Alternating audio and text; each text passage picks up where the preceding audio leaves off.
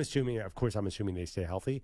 I don't know. Booker, Beal, and Durant's pretty special. Yeah. If you could just get enough bodies to stay healthy. Nurkic he's a good player, but will he be healthy? And Joker's going to kill anybody. I don't know that anyone matches up with him.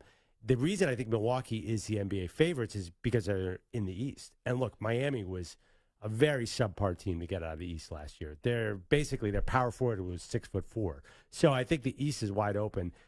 I think everyone's penciling in Milwaukee into the finals now, right? I mean, who's gonna match up with them? We would have done this with Miami, I think, too, if they had landed Dame. Miami's too small, though. I think Dame would have been. Here's my question too. Yeah. When we put these super teams together, we often make the mistake of looking at how great they were in the past. I mean, the most recent team was the Brooklyn Nets, right? Yeah. With KD, James Harden, and Kyrie.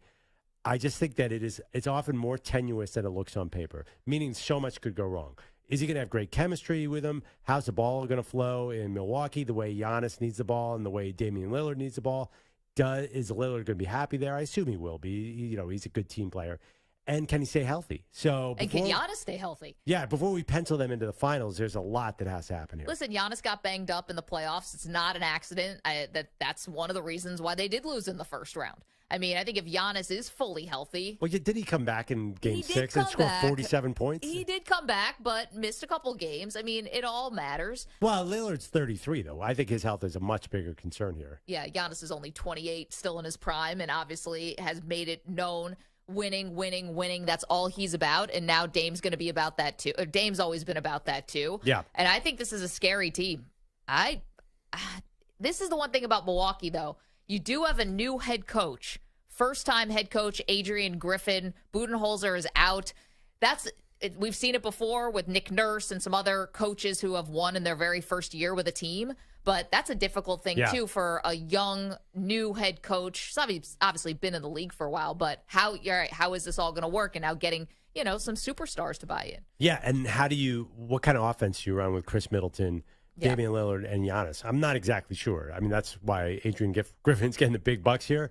I'm really curious to watch this play out. Because I think the initial excitement is, the Bucks are going to win it all. I don't know. That seems really fast for that assumption. Okay, well, I can look at a lot of flaws, though, in some other Eastern Conference teams. Oh, the East is terrible. I agree with that. and some Western Conference teams. Denver doesn't seem to have a lot. What do you mean? What are their flaws? Oh, that's what I thought. No, I was saying I think that Denver is going to be very, very good. Yeah. I'm sorry. You said you were looking at teams that didn't have a lot of flaws. I feel like Denver's close to flawless. They're close to flawless. Phoenix puts it together. Phoenix is flawed to me. They're flawed, but I mean, imagine if that all comes together. That is a lot of firepower. You are banking on all three of those guys, specifically Durant, to stay healthy. I mean, when are we going to stop doing this with Durant? He's so good, and I get that, but he can't put together a full season anymore. That ship is totally sailed. And listen, let's not discount the Los Angeles Lakers. Got Magic on later in the show, Magic Johnson. Yep, Magic's going to join us. There's a lot of talent in the West. So, okay, so we'll go ahead. We kind of glossed over that. Magic Johnson's going to join us later in the show. That's pretty amazing. We'll just put Milwaukee in the finals. I'll give you that. Yes. But can they beat Denver? Let's just do the matchup. Anyone beat Denver? Aaron Gordon way. Defending, Chris Middleton. No, I do think that this is very, very exciting for Milwaukee fans. I hope we get Joker and Giannis in the final. Is this enough for Portland, by the way? I was surprised there was only one first-round pick. It feels like in the NBA, first-round picks, they're like handing them out like candy. Yeah, but what good is a Bucks first-round pick anyway? Well, in 2030, who knows what this team's going to look like? It's only 2023. This is forever from now. Yeah. They could be terrible. I'm actually surprised they didn't get another sort of star player back, unless you consider Ayton a star. Somebody who can be at least, I guess Ayton could be an all-star at center, but did they need somebody, those Toronto guys that they were throwing, Siakam and Barnes? Here's what I'm thinking about for Ayton. That'd be more interesting to me, yeah. Ayton is, best case scenario, it's just the change of scenery, right? It's just like the change of leaving Phoenix. I know he and Monty Williams didn't get along. Obviously, Monty Williams is now in Detroit, but it just like didn't work there. And so maybe there is, obviously the dude's got tons of talent. There's something that made him the number one overall pick. To your point, is it tough to play him in the playoffs? Yes, that is proven to be difficult, but perhaps with a different supporting cast and some different coaching, maybe that changes. I don't know. Yeah, I'm also, by one more little side note, Grayson Allen, utterly fascinating. Remember, former bad boy at Duke, he gets hot in games and just goes off for So I'm curious. He'll be wide open. If all those guys are healthy, no one's covering Grayson Allen. He'll have a lot of opportunities to shoot here. Maybe he becomes a good player and a key piece of this. You're looking at me skeptically. You're the only person who's thinking about Grayson Allen today. Grayson Allen's had 3 seasons in a row of double-digit scoring. He's a very effective scorer. Yeah, he also leads the league in like dirty plays. That's what everyone knows him for. He's the Mac Jones of the NBA. That is not true. See, you have not caught up to the latest on Grayson Allen. He's a good player now. Pardon me. He's a good bench player last couple of years, and he's grown up a lot. I think he could be a really good player. By the way, I had to look this up. Suns coach. Good Give me luck. a sec. Good luck. Oh, you catch me on the spot here. No. I shouldn't even say this. Wait. Well, I know Ishbia is the owner. Is he famous? Would I know him? Yeah. Oh, okay. No, you wouldn't know this because this must have happened in the middle of training camp or something because I don't have any memory of this happening. No. Give me a sec. I'll get it. In the meantime, Jimmy Butler. Samter, you said Jimmy Butler has already weighed in on the trade. He's accusing the Bucks of tampering, and we have sound. Yo, NBA, man, y'all need to look into the Bucks for tampering. Y'all do. I'm just going to put that out there. Y'all didn't hear it from me, but I heard it through somebody. Y'all look at him for tampering. Wow. What's tampering? Yeah, how? What's he doing? The guy asked for a trade. The Bucks obviously called the Blazers and said, hey, can we get Damian Lillard?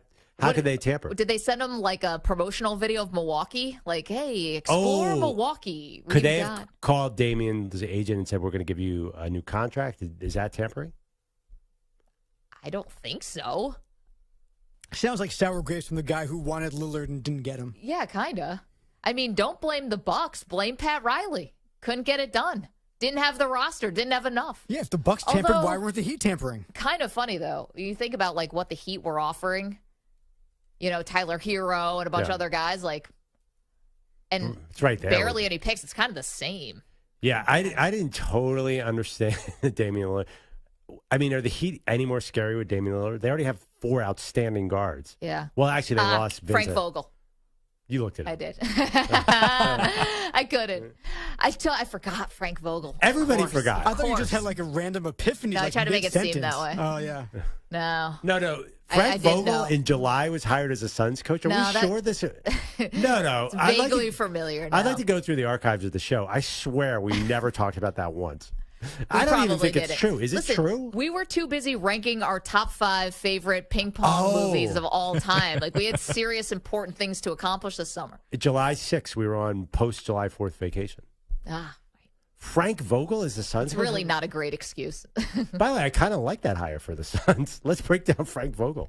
You got to rehash a topic from July 6th. All right, so that's the big blockbuster trade. Dame Lillard leaving Portland, the only franchise that he's ever known, is now going to team up with Giannis in Milwaukee.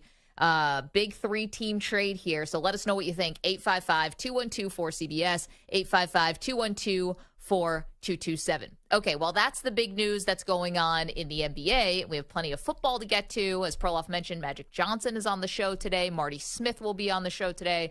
We've got a lot of fun. We also have a very fun announcement to make as it pertains to the show. Maggie and Perloff will be moving to mornings. Hey! Okay, so this is really big for us.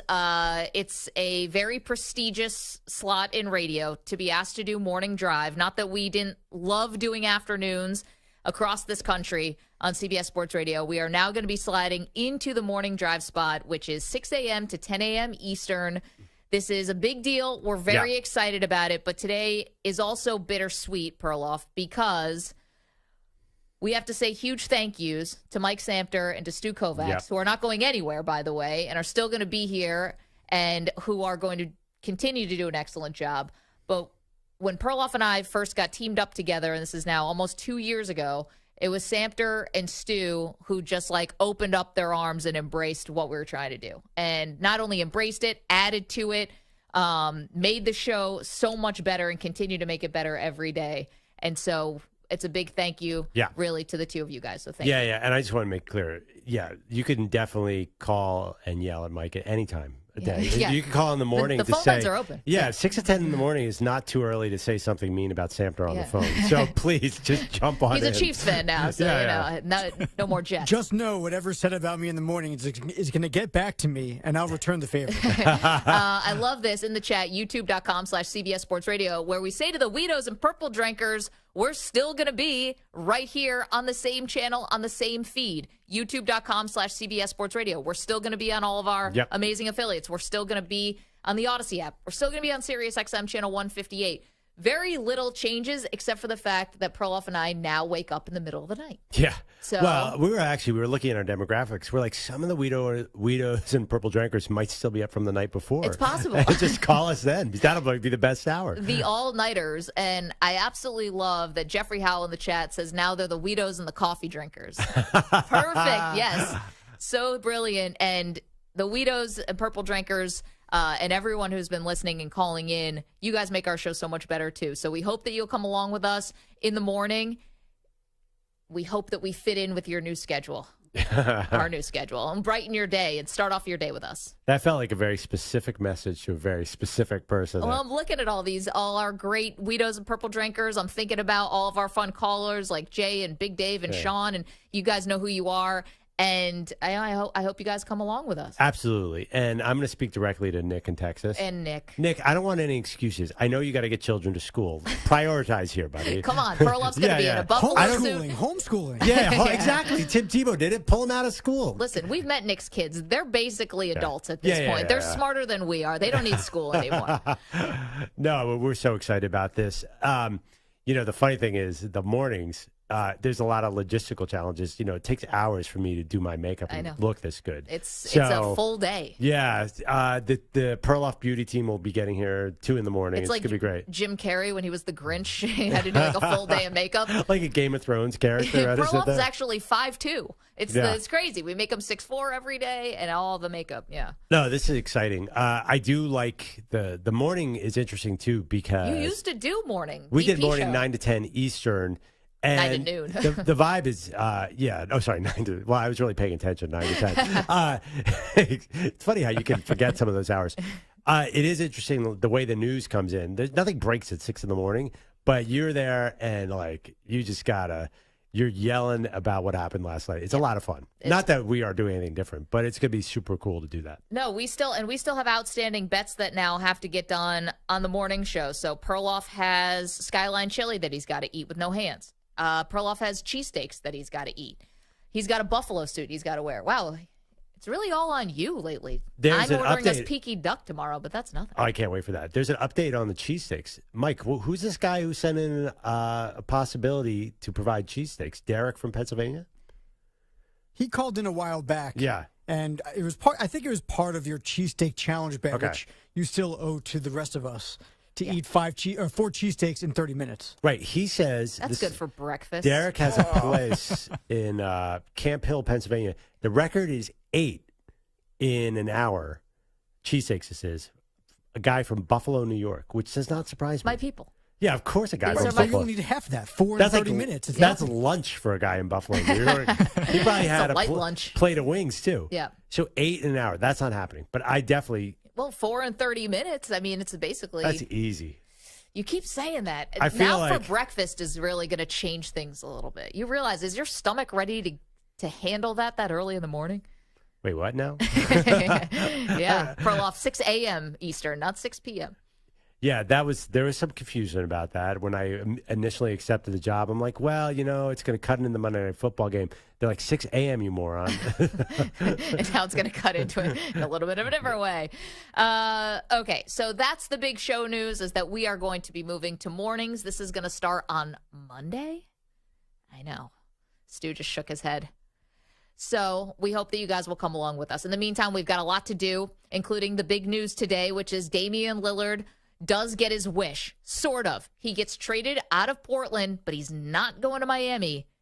He's going to the Milwaukee Bucks to play alongside Giannis Antetokounmpo. They are now the odds-on favorite to win the NBA title. We want to hear from you. We're on in Milwaukee. We're on in Portland. We're on in Phoenix. How are you guys feeling about this today? We already see some Miami phone calls rolling in. 855-212-4CBS, 855-212-4227. RPC says, happy for you, MMP, but damn. Yep, our thoughts exactly. We're going to be up early. We're excited about it. Okay, 855-212-4CBS. Let's get going on this Dame trade. We'll hear from Magic Johnson later in the show. More Maggie and Perloff after this. You're in a 5-minute break.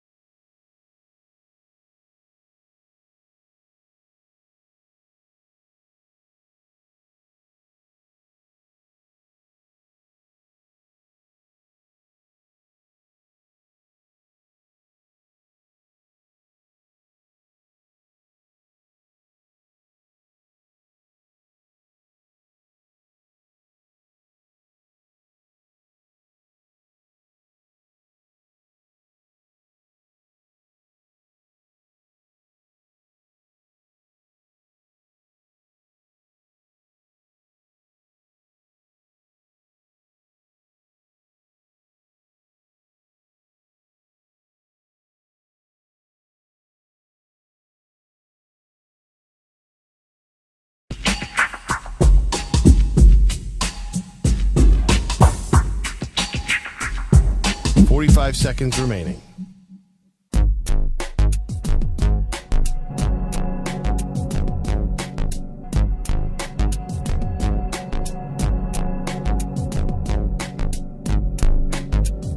30 seconds remaining.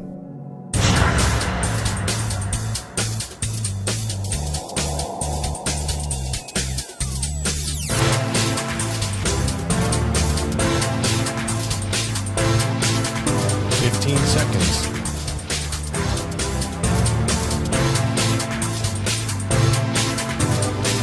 Break ends in 5 seconds.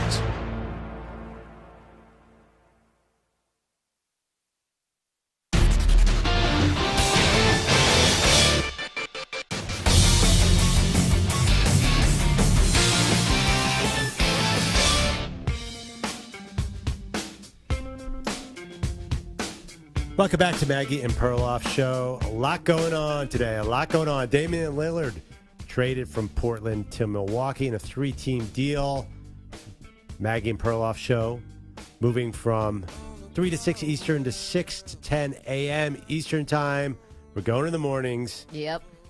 Exciting day all around. It's funny, Woj didn't drop a bomb about the show move. He was more interested in the trade details. Yeah, Lillard. I mean, how dare you? I mean, there were 3 teams. I mean, this is obviously the big news of the day. You and I are moving to mornings on CBS Sports Radio. And, oh, by the way, the all-time leader in points in franchise history for the Blazers also on the move. And, by the way, Milwaukee is now the heavy NBA favorite, moving past Denver and past Boston, which is interesting.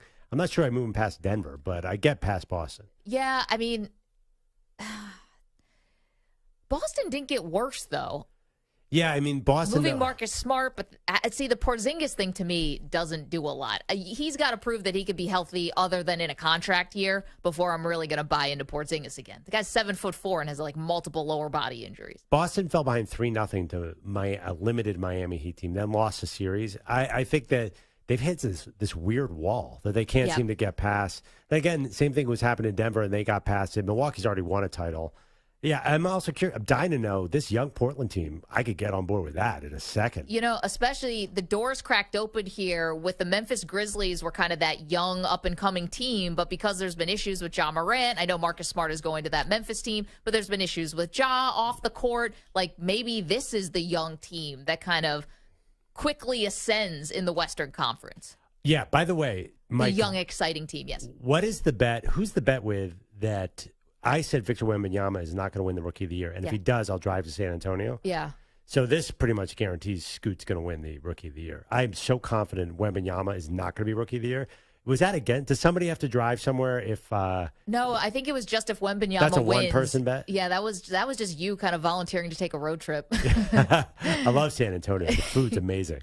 I know. You don't necessarily have to drive there from New York, but if he wins, that's what you're doing. And now we're going to be on in the morning, so you're going to really have to get up early. Yikes. Let's go to the phones. 855-212-4CBS. Mark is in Miami. Mark, at least you have your Dolphins to be excited about. Hey, what's up, guys? Yeah, congrats on your move to the mornings. You guys are blowing up big time now, huh? Morning drives, pretty impressive. Thanks. We're excited. Yeah, as you mentioned, my Dolphins are the best team in the league, as I told you guys they would be, and they will be in the Super Bowl, barring any major injuries. And looking forward to that huge game on Sunday against your Bills. I know.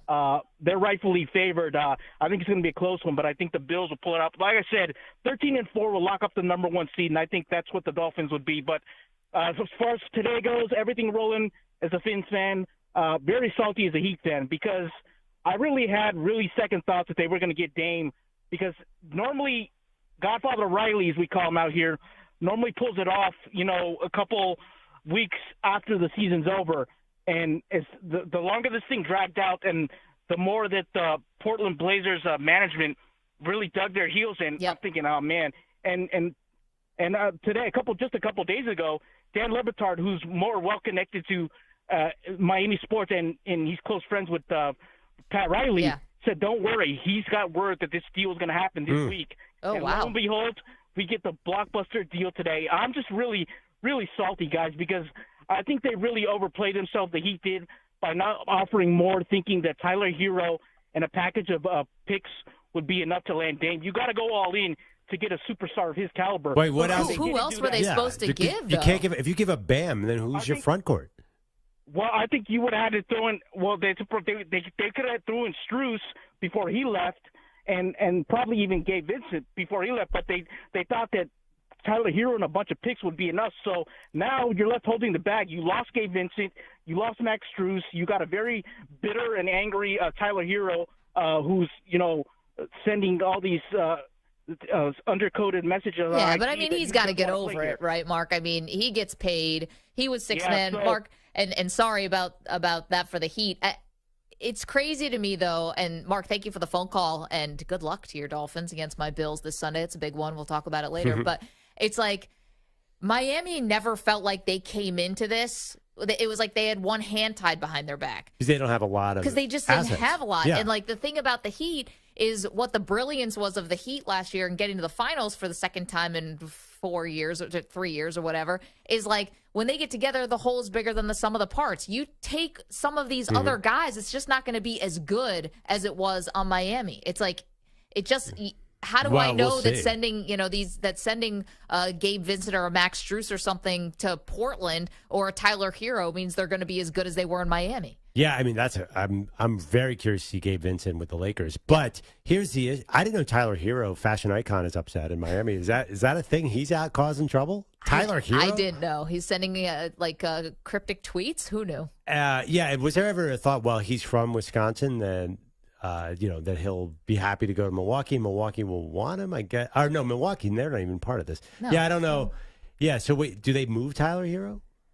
Who cares? I mean, I don't know. Tyler Hero is 20 points a game scorer. I don't know. He's a good player. They made it to the finals without him. That's true.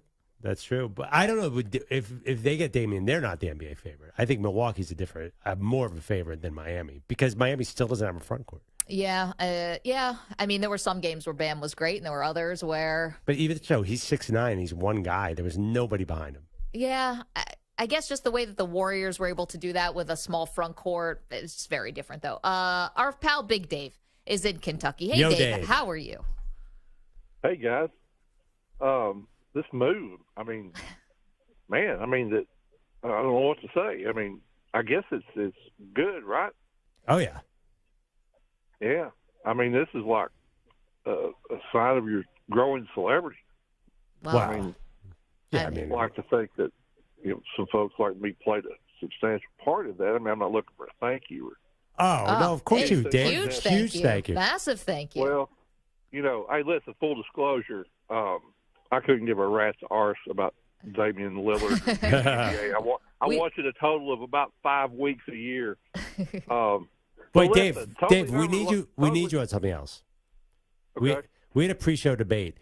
I say 3 games is not enough time to decide that Dallas cannot score in the red zone. They never needed to score in the red zone week 1 against the Giants or the Jets, and they let Arizona run all over them. Is this a real problem? Maggie and I could not get on the same page on this one. Yeah, I think it's a big problem. I think it can be. I'm in the middle. I mean, I don't know that 3 games is enough, but listen, don't hang up on me, Maggie. I've got one more point to make before we quit this conversation because sometimes you pull the plug on me quick. Okay. Sorry. That's it's Samter. Listen, I understand. Yeah, I understand. We had a good talk off air. Listen, as inept as Zeke became, like the last couple of years. Yeah.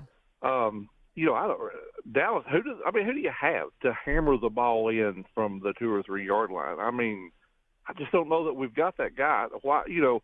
Why we've got 2 good tight ends. I don't know why those aren't utilized more. I don't really think 3 games is enough, but that doesn't mean that I don't think that it could be a problem. And last thing, which is completely unrelated to any of this. Yeah. Have you guys heard? I read actually an interview with Gene Smith. Is that the guy?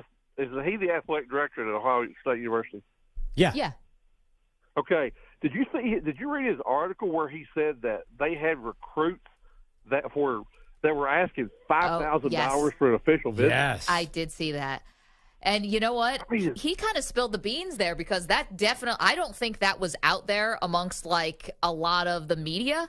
$5,000 just to take an official visit is the going rate now for 4- and 5-star recruits, or maybe just 5 stars. That's just absurd. I mean, that's just absurd. Listen, guys, congratulations on the move. I mean, I love your guys' show. I think you guys are the most real programming when it comes to sports on the radio. I'll be listening when I can, and I love you guys. Oh, thanks. Thank you, Dave. Big Dave, appreciate you. The Warden, check it in. Dave is someone who got on board early. I have a question. There's so many things to talk about right now, but this $5,000 to visit, Yeah. isn't the whole thing now about the transfer portal? Like, why do you even want those 5 stars in when they're going to leave anyway? So I don't pay that $5,000. I save it and I give it to the transfers because Deion has now made it official. Yes. The transfer portal is where it's at. Well, not just that, but even on, like, say, the basketball side, Bruce Pearl told us at the Final Four, we sat down with the Auburn head coach, and he goes, why would I recruit a guy, put 15 pounds on him, this is Bruce Pearl's words, put some hair on his ass, his words, why would I do all that just so he can jump in the portal and he can leave? Yeah. Why wouldn't I just try to find guys in the portal? Here's what I think they do it for. $5,000 doesn't just mean you're on campus. It means you tweet about it, you put it on your social, your Instagram. Right. That means all the recruiting websites pick it up, and your school, I don't know if they get a little bump from that, just a little but why? news. The schools we're talking about are University of Florida and Ohio State. Like, do they need the bump? But I did this guy I followed, DJ Lagway out of Houston. He's a quarterback that was down at the quarterback retreat. And he's going to Florida, but he would go on all these visits, and then he would Instagram out a picture of him in the jersey. Yeah, I'm like, oh, okay, he's going to Louisville, and it's like, no, that's just part of the recruiting visit. Yes. Is that he? So I think you're exactly right. They're getting paid a marketing fee. That's amazing. Yeah. What is happening in college football? What happened to the old Bo Schembechler and Woody Hayes? I don't understand all these fancy changes. I feel like a caveman lawyer right now. Yeah. What, did you fall into some ice? And okay, so youtube.com/CBS Sports Radio is where you can find us if you want to watch the show Weedos and Purple Drinkers. I love that Jeffrey Howell's already coined. It's going to be the Weedos and the Coffee Drinkers. That will be the new name when we move to mornings starting Monday, October 2nd, 6 a.m. to 10 a.m. right here on CBS Sports Radio. It's going to be the same YouTube feed. So it's all good. Just CBS, youtube.com/CBS Sports Radio. Get to see what we look like in the morning. Is it Wake and Bakers or Wakers and Bakers? Like, where's the S go? Something that people who actually wake and bake have never thought of. But yes, the Wake and Bakers, I think, would also be a good name. Everyone's life is going to change as a result of this. 855-212-4CBS. Get your thoughts on the Dame Lillard trade. We also have a lot of NFL to get to. We do more after this CBS Sports Update. Here's Rich Ackman. CBS Sports Radio. Sports Flash. It's sponsored by Progressive Insurance. Insurance for motorcycles, boats, and RVs for protection on the road and on the water. See how much you could save at 1-800-PROGRESSIVE and Progressive.com. The Bucks just got stronger and also prevented another East Power from obtaining a star. Damian Lillard reportedly heading to Milwaukee as part of a 3-team deal with the Suns, also involved the Blazers in return for the 33-year-old 7-time All-Star get Drew Holiday, DeAndre Ayton, Milwaukee's first-round pick in 2029, unprotected. They also get the right to swap picks in 2028 and 2030. The Suns receive a package of Yusuf Nurkic, Grayson Allen, Nasir Little, and Keon Johnson. Mel Tucker's time at Michigan State came to an end today, fired after being notified of the school's intentions to do so last week. The 52-year-old was suspended 2 weeks ago for sexual misconduct. Bryce Young, off to a rough start. He missed last week with a sprained ankle, but was back at practice today. Baseball this afternoon, right now on the south side of Chicago, the Diamondbacks, currently in the second wild card spot, lead the White Sox by a score of 3-0. The Marlins and Mets get underway shortly in the first of two at Citi Field. I'm Rich Ackman. Looking for CBS Sports Radio online? Your favorite hosts and the best sports content and entertainment are available 24/7 on social media and YouTube, and in the palm of your hand with the free Odyssey app. CBS Sports Radio.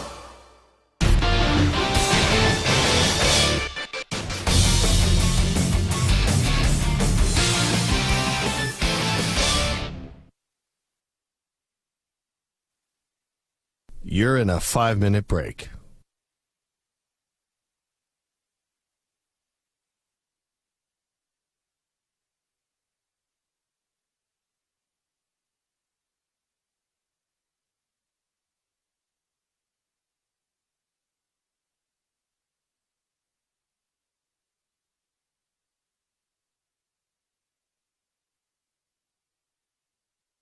Four minutes, 30 seconds remaining.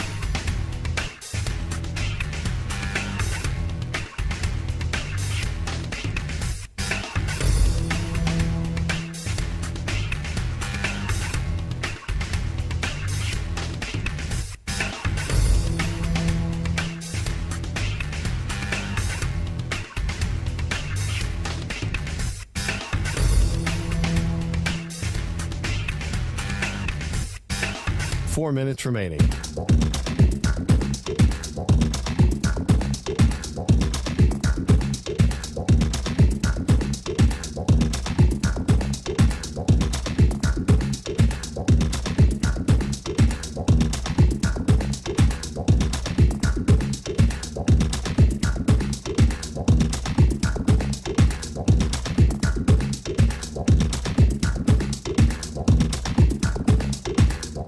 Three minutes, 30 seconds remaining.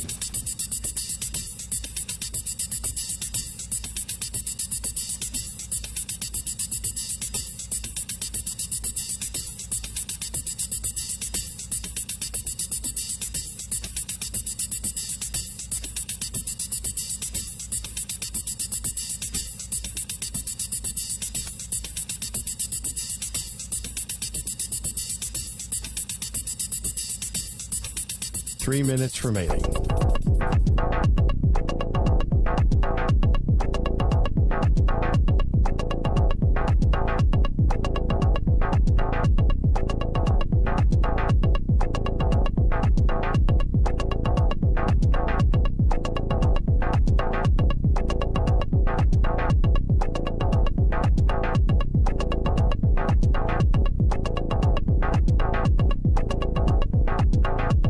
Two minutes, 30 seconds remaining.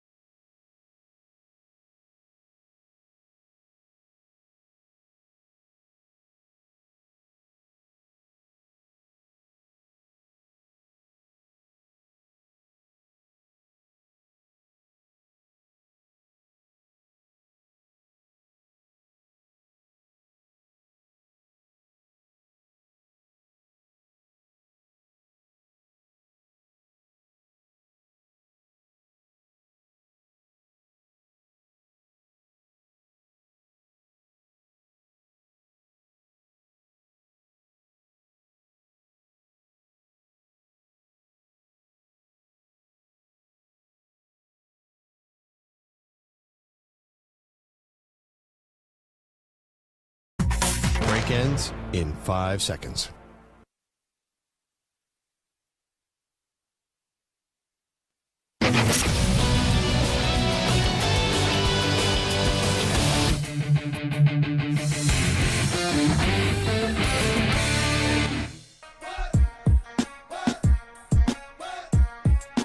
It's time to Ask the Pros, where you, the listener, gets to ask us a question brought to you by O'Reilly Auto Parts. Simply tweet your question at CBS Sports Radio or at Maggie and Pearl using the hashtag #AskThePros. Be listening later in the show when we might answer your question. Think O'Reilly Auto Parts for all your car care needs. Get guaranteed low prices and excellent customer service from the professional parts people at O'Reilly Auto Parts.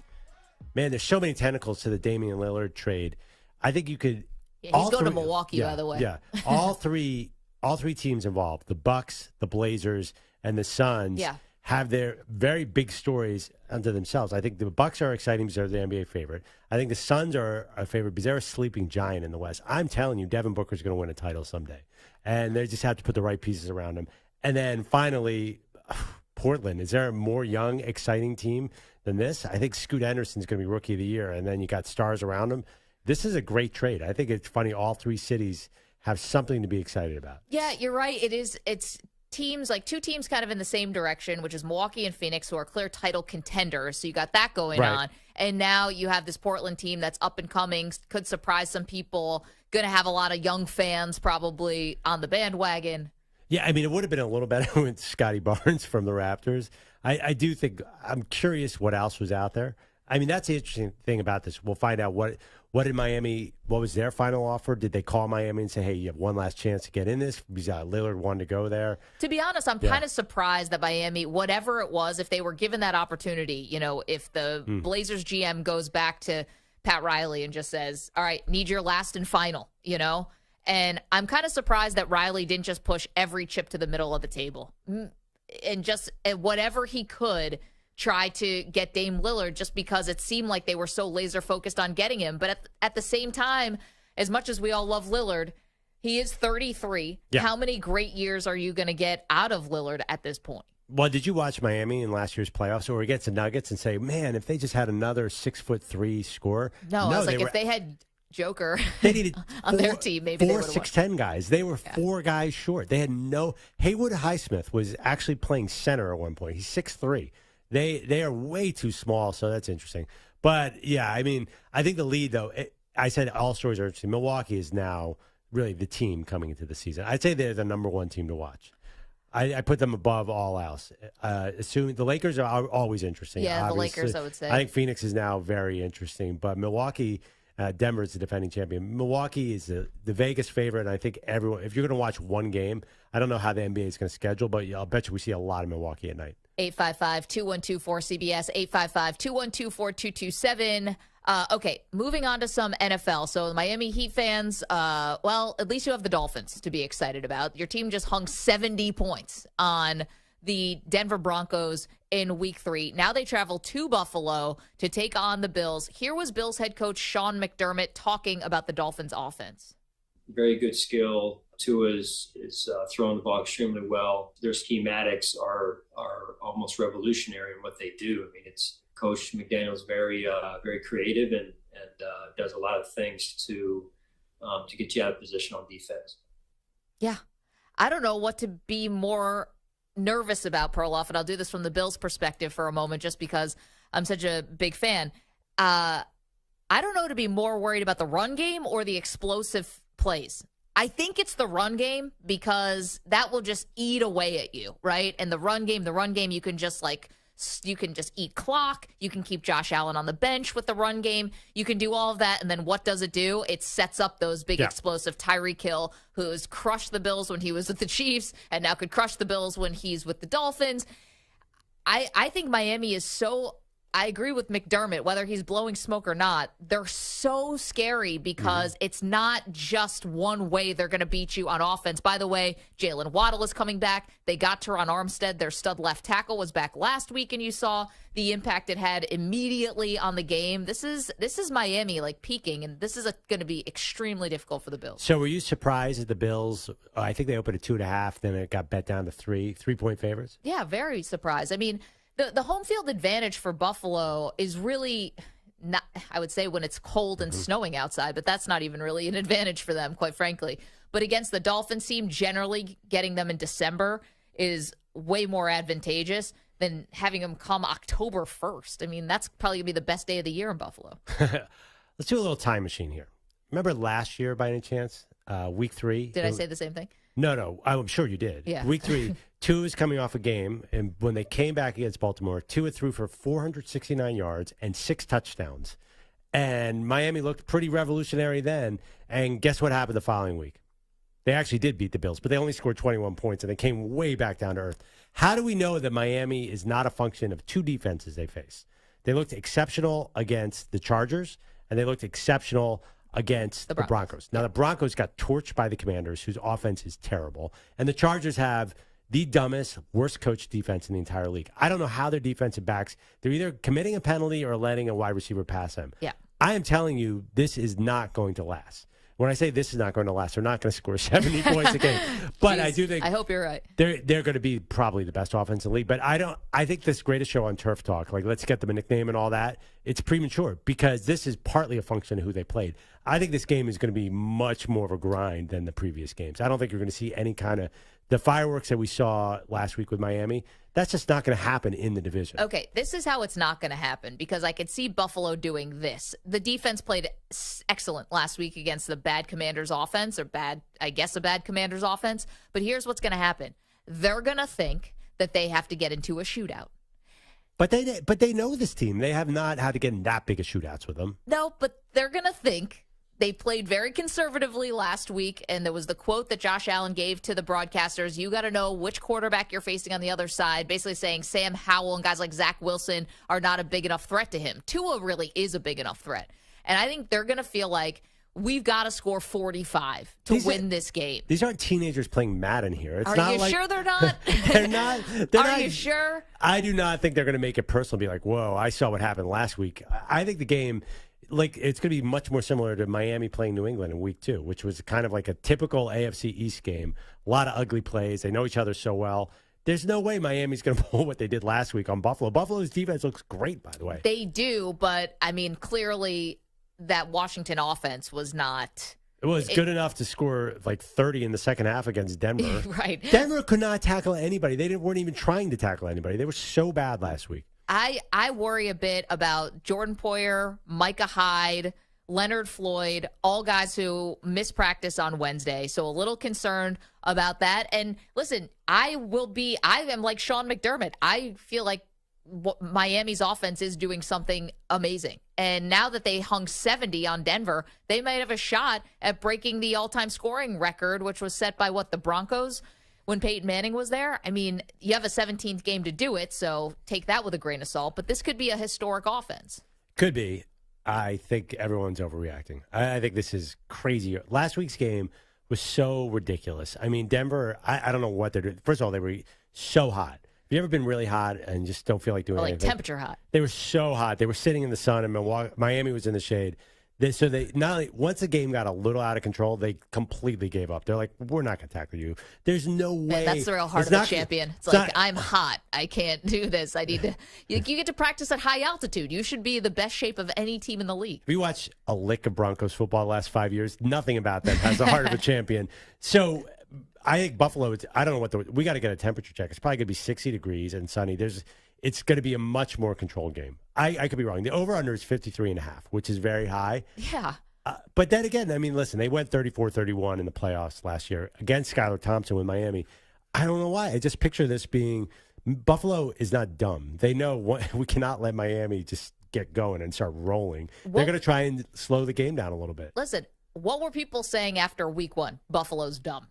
They still have the possibility to revert back to being a not smart team.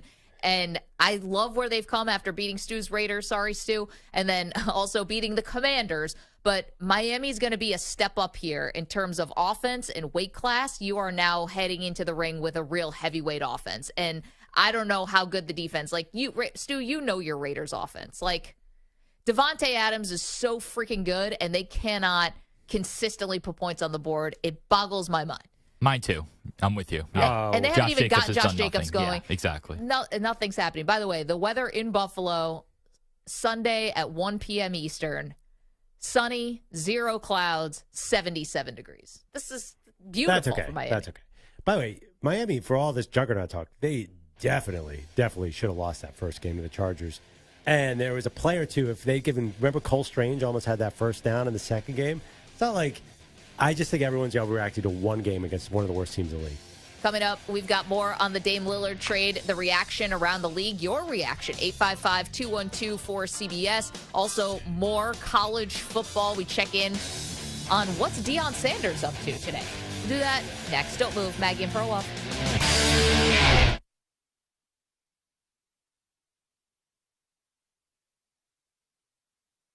You're in a 5-minute break.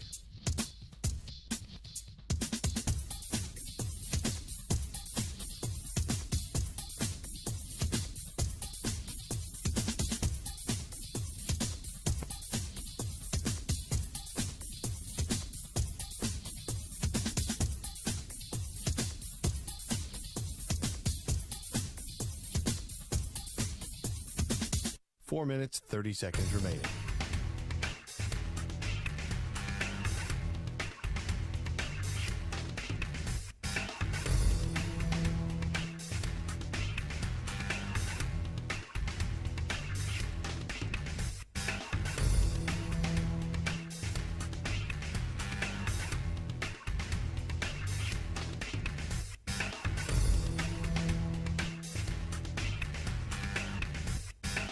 Four minutes remaining.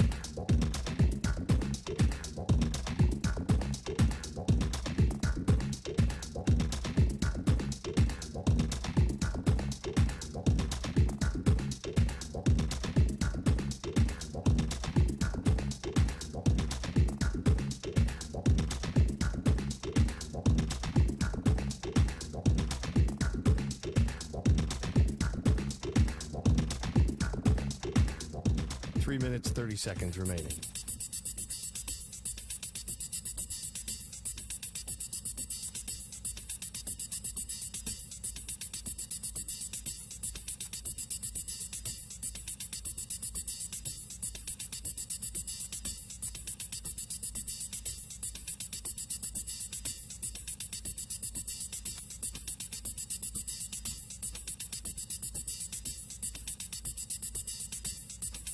Three minutes remaining.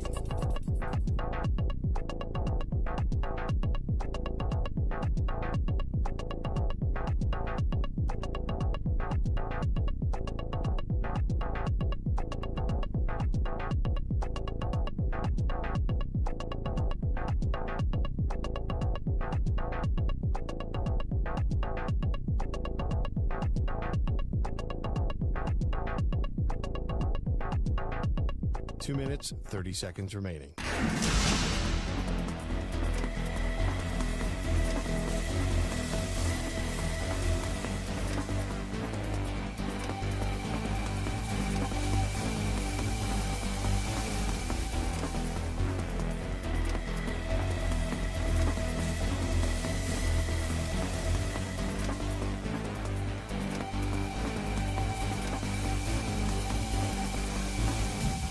Two minutes remaining.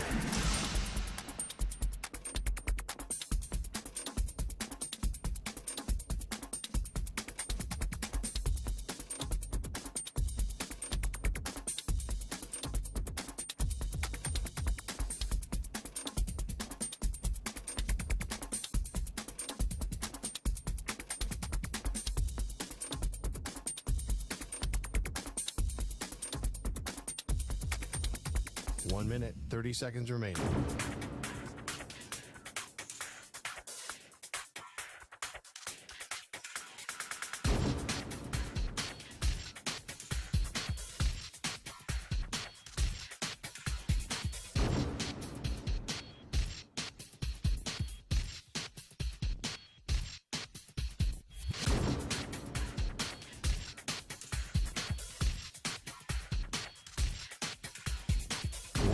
Remaining.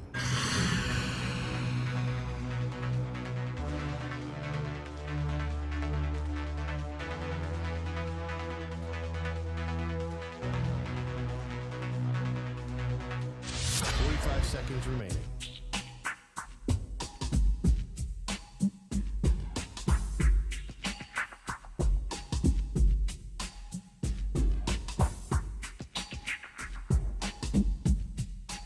Seconds remaining.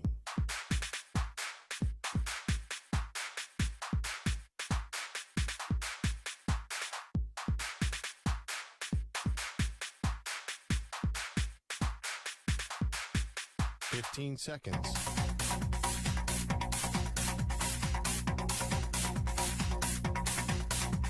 Break ends in 5 seconds.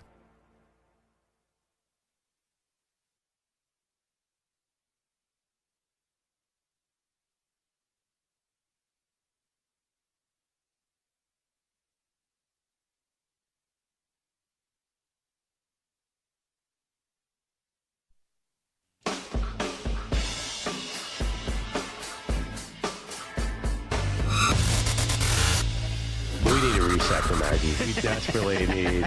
We need something. Laura said it's okay, Maggie. It'll all be okay. You don't know that, Laura. Yeah. I love you, but you don't know that. No, Maggie's got off the deep end when she's yelling at the Guido.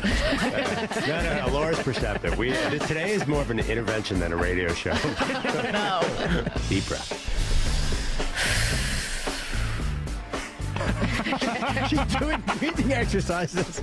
I want a camera on Maggie when Drew Gilbert hits a grand slam to win the divisional round, and I just want to be there and say, I told you. 7 years. Yeah. In the year 2030, when I renounce my Mets fandom for good. I'm just kidding. I can't get you. They are Maggie and Perloff on CBS Sports Radio. Massive trade in the NBA. Dame Lillard is on his way to Milwaukee. He wanted Miami, but lands in Milwaukee alongside Giannis. Not a bad consolation prize. They're now the odds-on favorite to win the NBA title. And this chapter in both Blazers history and Dame's history, I guess, is now closed. He moves on from the only team he's ever been a part of in his illustrious career. He's 33, now wants to ring chase with Giannis. Yeah, it's going to be so interesting. So how much does Damian get the ball? How much does Giannis get the ball? How much does Chris Middleton get the ball? What kind of offense do you run? Frank Vogel, as we just found out, is the coach there. Actually, championship. Phoenix, yeah. Guy with a ring is coaching the Suns. So, because Damian needs the ball, I think, to do his thing. Giannis definitely is a high usage guy. Because it's not, the lesson we've learned from the last few dream teams, it's not just about collecting talent. So how does the talent go together? Yeah. I think you have two kind of team first guys in Giannis and Dame, and it should work. But I feel like jumping them to above Denver and Boston. I get Boston. I don't really see jumping them above Denver as a title contender. But no, especially with a new coach in Adrian Griffin. Although Terry Stotts, who was the longtime head coach in Portland, is now the lead assistant in Milwaukee. So there is some familiarity. I think that Dame and Terry Stotts had a really good relationship. So there is a little bit there. You got an experienced bench. However, yes, how are the superstars going to make it work? I think what you heard from Giannis all summer, and this is as late as late August, he's sitting down for this big profile with the New York Times talking about, I want to win and I want to be in Milwaukee, but if they're about anything but winning, I'm out of here, which is essentially saying, get me somebody. Exactly. Yeah. And I think it put the fear of the sports gods into Milwaukee's front office, and they did a big thing about it today. Yeah, and they didn't really give up that much.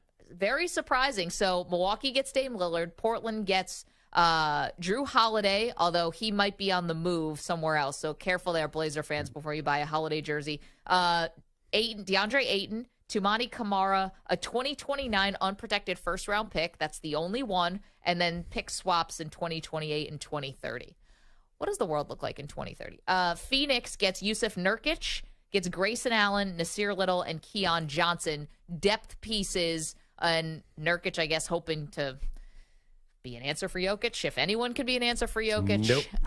And depth pieces because they already have Devin Booker, Kevin Durant, and Bradley Beal. Yeah, I think it's really all about Milwaukee now because our friend Rohan Nakarni of SI is wondering, he tweeted, what does Phoenix get out of this? Well, they wanted to get rid of Ayton forever. I think it's addition by subtraction. Yeah. And Ayton was just bad chemistry there. Clearly didn't like the coaching staff, even with a new coach. Clearly, he cannot stay with Jokic at all. They had to put on 6'8" Jock Landale come in the game to cover the Joker. I still think Phoenix is maybe a little thin up front. That's my concern about them. Otherwise, because I love Devin Booker so much. I want to put him into the finals. I think he's sneaky, one of the top 5 players in the league. But I still don't know if they can handle the front court of Denver. Thomas L. is in our chat, youtube.com/CBS Sports Radio. And Thomas is always very good about stats and doing some analytic work. And he said the Bucks just got 10% worse on three-point shooting and lost about 4 defensive win shares per season. Well, Grayson Allen can stroke it, especially if he's open. I know. You're the only one talking about Grayson Allen in this whole thing. Grayson All these guys, Dame, Giannis, and then... Every time I watch the Bucks, Grayson Allen, there are games where he's one of the better players on the court. He's a real player. He's a legit NBA player on a playoff team. Okay, well, they were willing to part ways with him. No, I understand. I'm curious why Phoenix, listen, the new ownership in Phoenix. Good luck to them. Not quite sure what's going on there. I know you're not a huge fan of some of their consultants, but yeah, bring Isaiah Thomas in and see what happens. I just said Grayson Allen is an interesting piece there because who are you going to – I mean, listen, you're going to have so many shooters on the floor with Beal, Booker, Durant, now Grayson Allen. I don't know if that's a good thing. Like, can you have too many shooters? I think you can. Well, we're going to test that theory. 855-212-4CBS. You're welcome to weigh in. We know we're on in Portland. We're on in Eugene. This is a big day. This is going to be an exciting young Portland team. That's for sure. Oh, yeah. We're on the Blazers bandwagon. That's a given. And the right Kings are a young team. The Western Conference has some fun fun teams. Blazers, they've got the Kings. They've got Memphis. This is some youth here. Yeah. Watch Denver and then Lakers. The Lakers. Denver, the Lakers, and the Suns battle for the title the next 9 years. Let's go to Adrian in Maryland, who wants to talk about the big Bills-Dolphins game this weekend. Hey, Adrian, how are you? Hey, congrats on the move. Unfortunately, I probably won't be on. It's a little early for me. Adrian, come on. I'll call you. Just give me your number, and I'll call you. Wake you up every morning. Yes, Perloff and I call, are moving to morning, 6 to 10 a.m. Eastern on CBS Sports Radio. We'll get more into that. What do you have on the Bills and the Dolphins? Hey, Maggie, you're sounding like you're scared. Don't be scared. They're just gonna bubble wrap them, and they're gonna keep them, all in front of them. They'll let them run a little bit, but you won't have to get into a shootout. I think the Dolphins are more afraid of not being able to stop the Bills than the Bills being able to stop the Dolphins. I don't know. 70 points. I watched that game last night. Those points came – there was a fumble recovery for a touchdown. They came in real quick spurts late in the first half. Denver was in the game till 4 minutes less than the first half. So, like I said, they're going to keep everybody in front of them, and they'll make them go the long way. And then Miami's got to be able to stop the Bills. Don't forget that. The Bills are a good offense. I think the Bills are a good offense too, Adrian, but the Dolphins have more playmakers. I mean, I love, and Adrian, thank you for the call and the well wishes. Don't forget, you can always listen to us anytime. I mean, it's the year 2023. We got a podcast. You don't have to listen to us in the actual moment we're live on the air. But who are these playmakers? Well, have you heard of Tyreek Hill? Tyreek Hill's amazing. Jalen Waddle? Yeah, I've heard of him. Yeah, I mean, guys. So say Devon Achane. Yeah. You know how many yards he had coming into last night's game? He had 5 yards in his NFL career. This was a fluke game. No, but fluke in the sense that it hasn't happened since 1966. But that's the thing about Mike McDaniel and coming from San Francisco. There's no thing.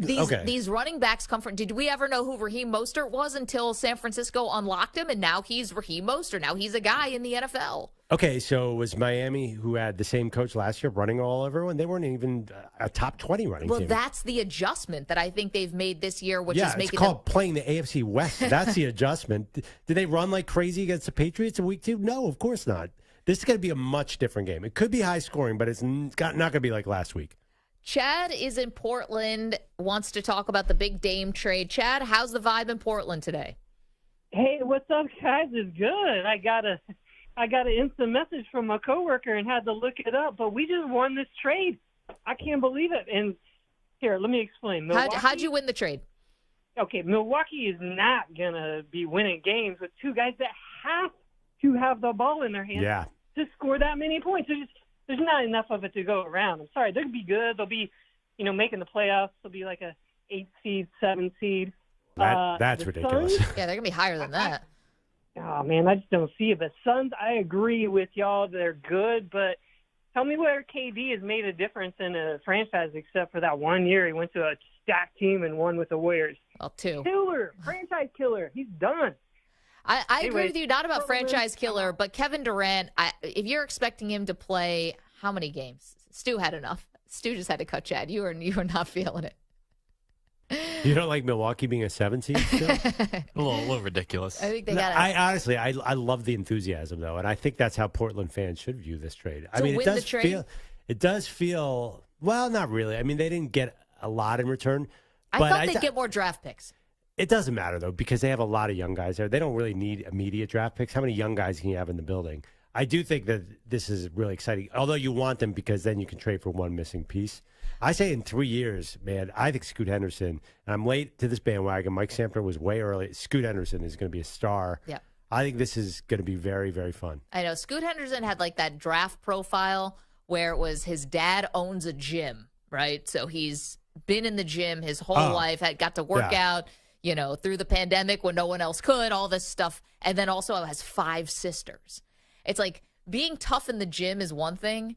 Having 5 sisters, that makes you tough in a totally different Well, there is one problem, though. A friend of mine pointed this out. Show me a 6'2" guard who's led a team to a title in the last Isaiah Thomas. Yeah, I mean, I guess there's Steph Curry, but he can't shoot like Steph Curry. So a 6'2" guard who's not lights out from deep three-point range is not a great formula. That's a concern. That's why Henderson fell to 3. Charlotte thought, hey, we need the 6'8" guy. So, all right. I like it. I'm just curious. He'll be an all-star immediately. I think he's an all-star this year. Will he win a title? That's a different story. He's going to be amazing. Am I crazy for thinking, okay, they're going to flip Drew Holiday, but am I crazy for thinking why?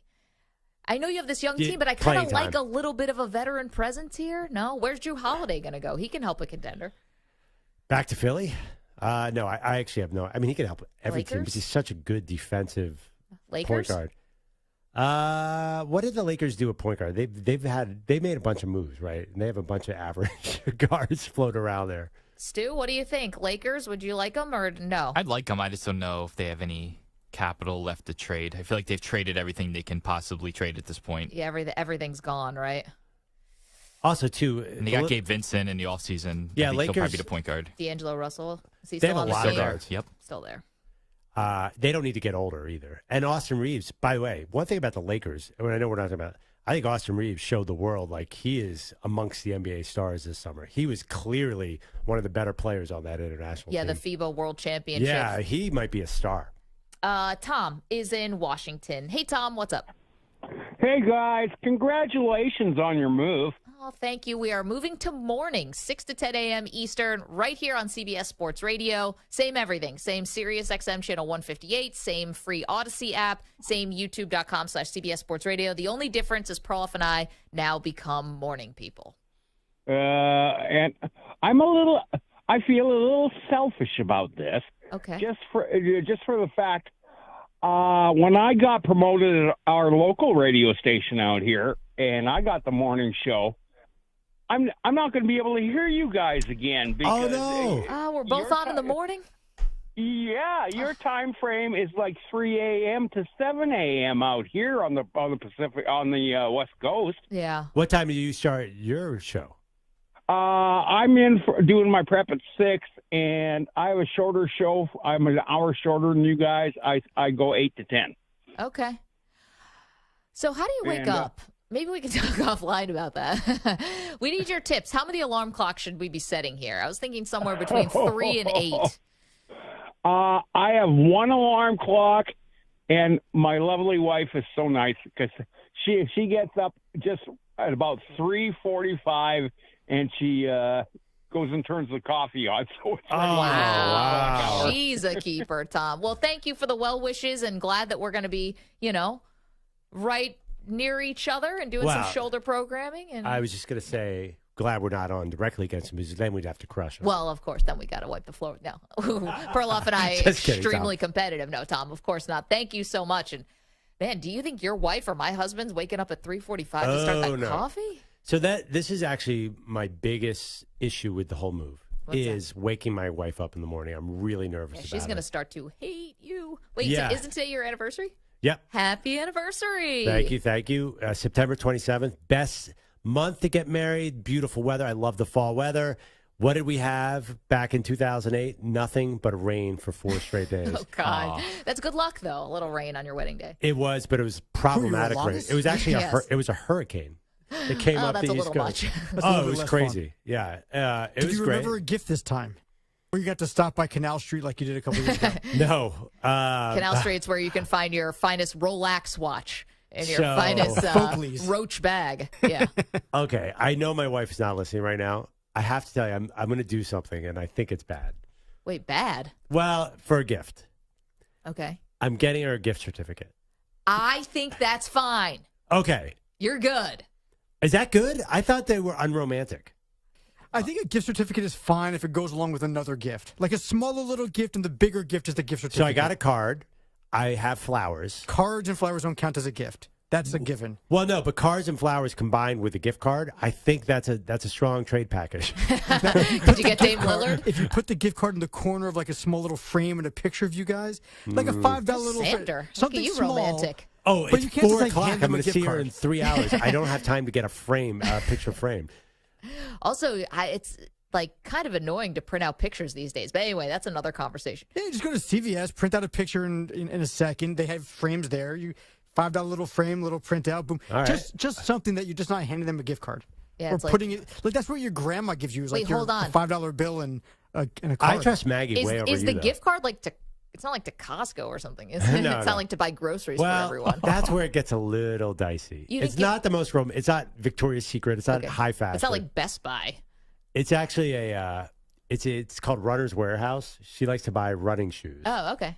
That's okay. It's fine. She likes it. She's into running. She's going to use this gift card. She's I gonna think use you're it. good. I mean, honestly, like look around with inflation. Like I can't waste money on stupid flowers. I'm like, this has got to be a utilitarian anniversary gift. Okay, no. See, that's where I got to stop you.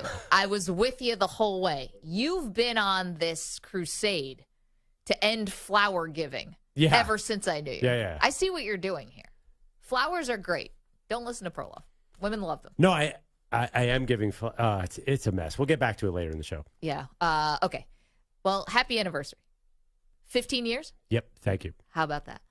855-212-4CBS. We got a lot going on today. Dame Lillard got traded. We announced we're moving our show to the morning starting on Monday. Perloff's anniversary tonight. What else could happen on this day? Again, 855-212-4CBS. Coming up, one of the best from ESPN. He's got a new book out. It's called Sideline CEO, Leadership Principles from Championship Coaches. Marty Smith is going to join us next. The Marty Party in the house right after this. This show is sponsored in part by BetterHelp. Do you ever find that just as you're trying to fall asleep, your brain suddenly won't stop talking? Do your thoughts start racing right before bed or at other inopportune moments? Turns out one great way to make those racing thoughts go away is to talk them through.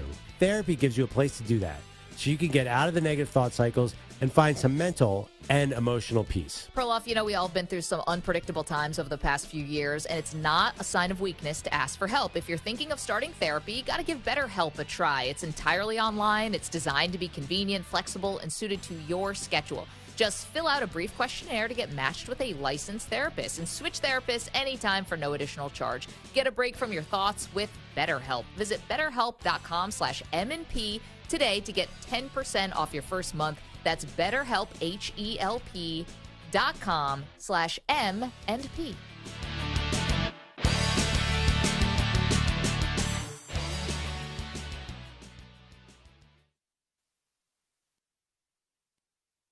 You're in a 4-minute break.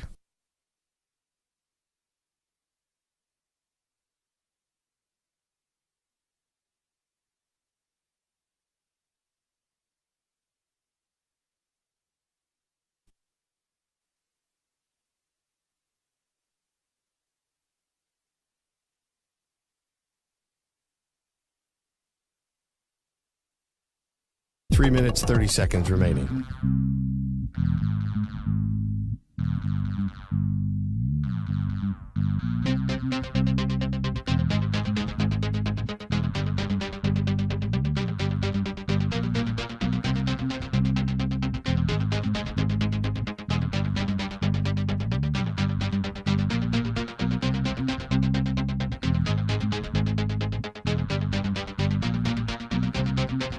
Three minutes remaining.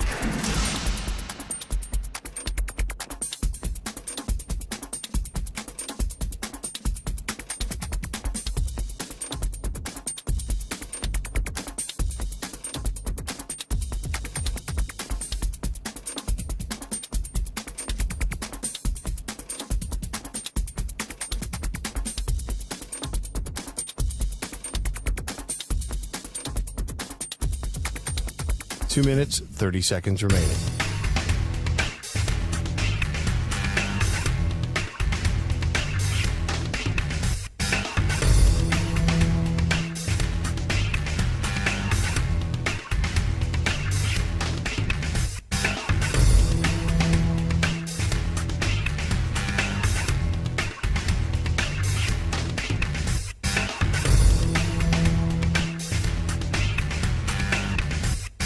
2 minutes remaining.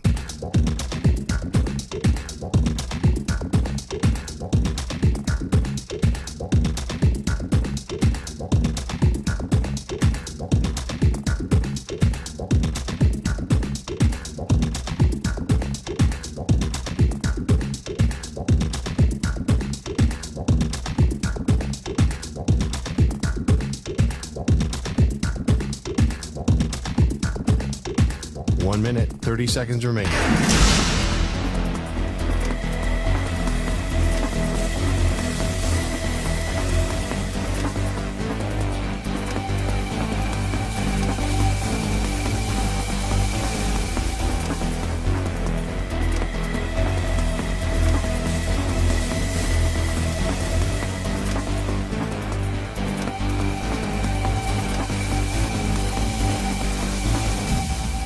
One minute remaining.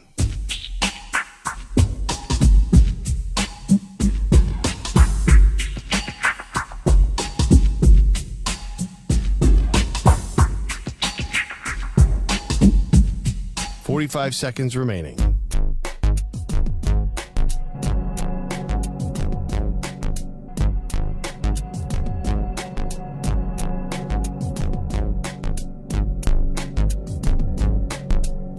Seconds remaining.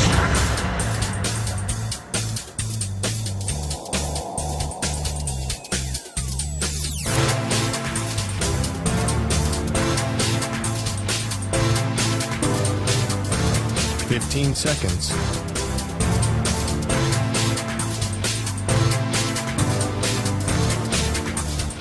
Break ends in 5 seconds.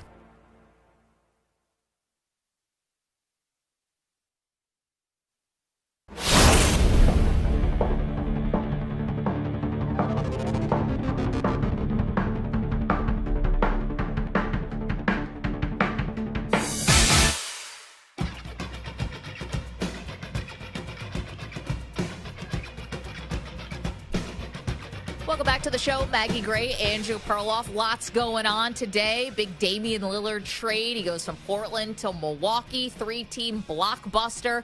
Get all the details of that. But we cannot neglect college football. We never do on this show. And that's where we say hello and welcome Marty Smith. Fantastic reporter, television personality. He's a best-selling author. The new book is called Sideline CEO, Leadership Principles from Championship Coaches. Marty, it's Maggie and Perloff. Thanks so much for the time. Oh, the pleasure's mine. Thank you guys so much for giving me a platform to chat about it. How y'all doing today? Well, we're doing great. Listen, we can't even, and it's college football, it's college basketball, it's coaches of all different sports, actually, but we can't even get past the forward. The forward was written by Tim Tebow. Why is Tebow not a coach, Marty? He certainly could be. I hope he's not in a hurry to do it, though. I get the blessing of working with him every weekend in the Southeastern Conference, getting to talk about the game, and he's just such a great man. He's had a tremendous impact on my life and in so many millions of people. I've never seen someone with that level of fame who offers so much time to everybody that wants it. It's amazing to witness, and I know it's a lot to carry for him, but he does it with such grace. I admire that dude. Marty, there's so many interesting passages in this book. I found it really interesting when one coach was talking about another coach. Who is the guy that if you had to pick one guy that people look up to most? So let's keep it to college football, maybe, or actually any sport. What's the coach that other coaches talk about the most, in your opinion? Well, in terms of the ones in the book, it's Saban, but overall, I think it's John Wooden. At the very end of the book. And it's still, yeah, I mean, he's the GOAT, I guess. But it was fascinating to me as I was making my way through this project. I ran into Dale Brown, the great former LSU basketball coach of 30-some years. And Coach Brown was just in love with this idea and started sharing with me his relationship with Coach Wooden. And then I get a text asking me for my email address, and he sends me all of this correspondence that he had personally with Coach Wooden before Coach Wooden passed. And I was just like, oh, my word. So I took the opportunity to ask Coach Brown if I could include it in the book, and he was so gracious to let me. So that, I mean, Coach Wooden's grace and, you know, his demand of fundamentals and all the storytelling that came with it, I guess I would say Coach Wooden, brother.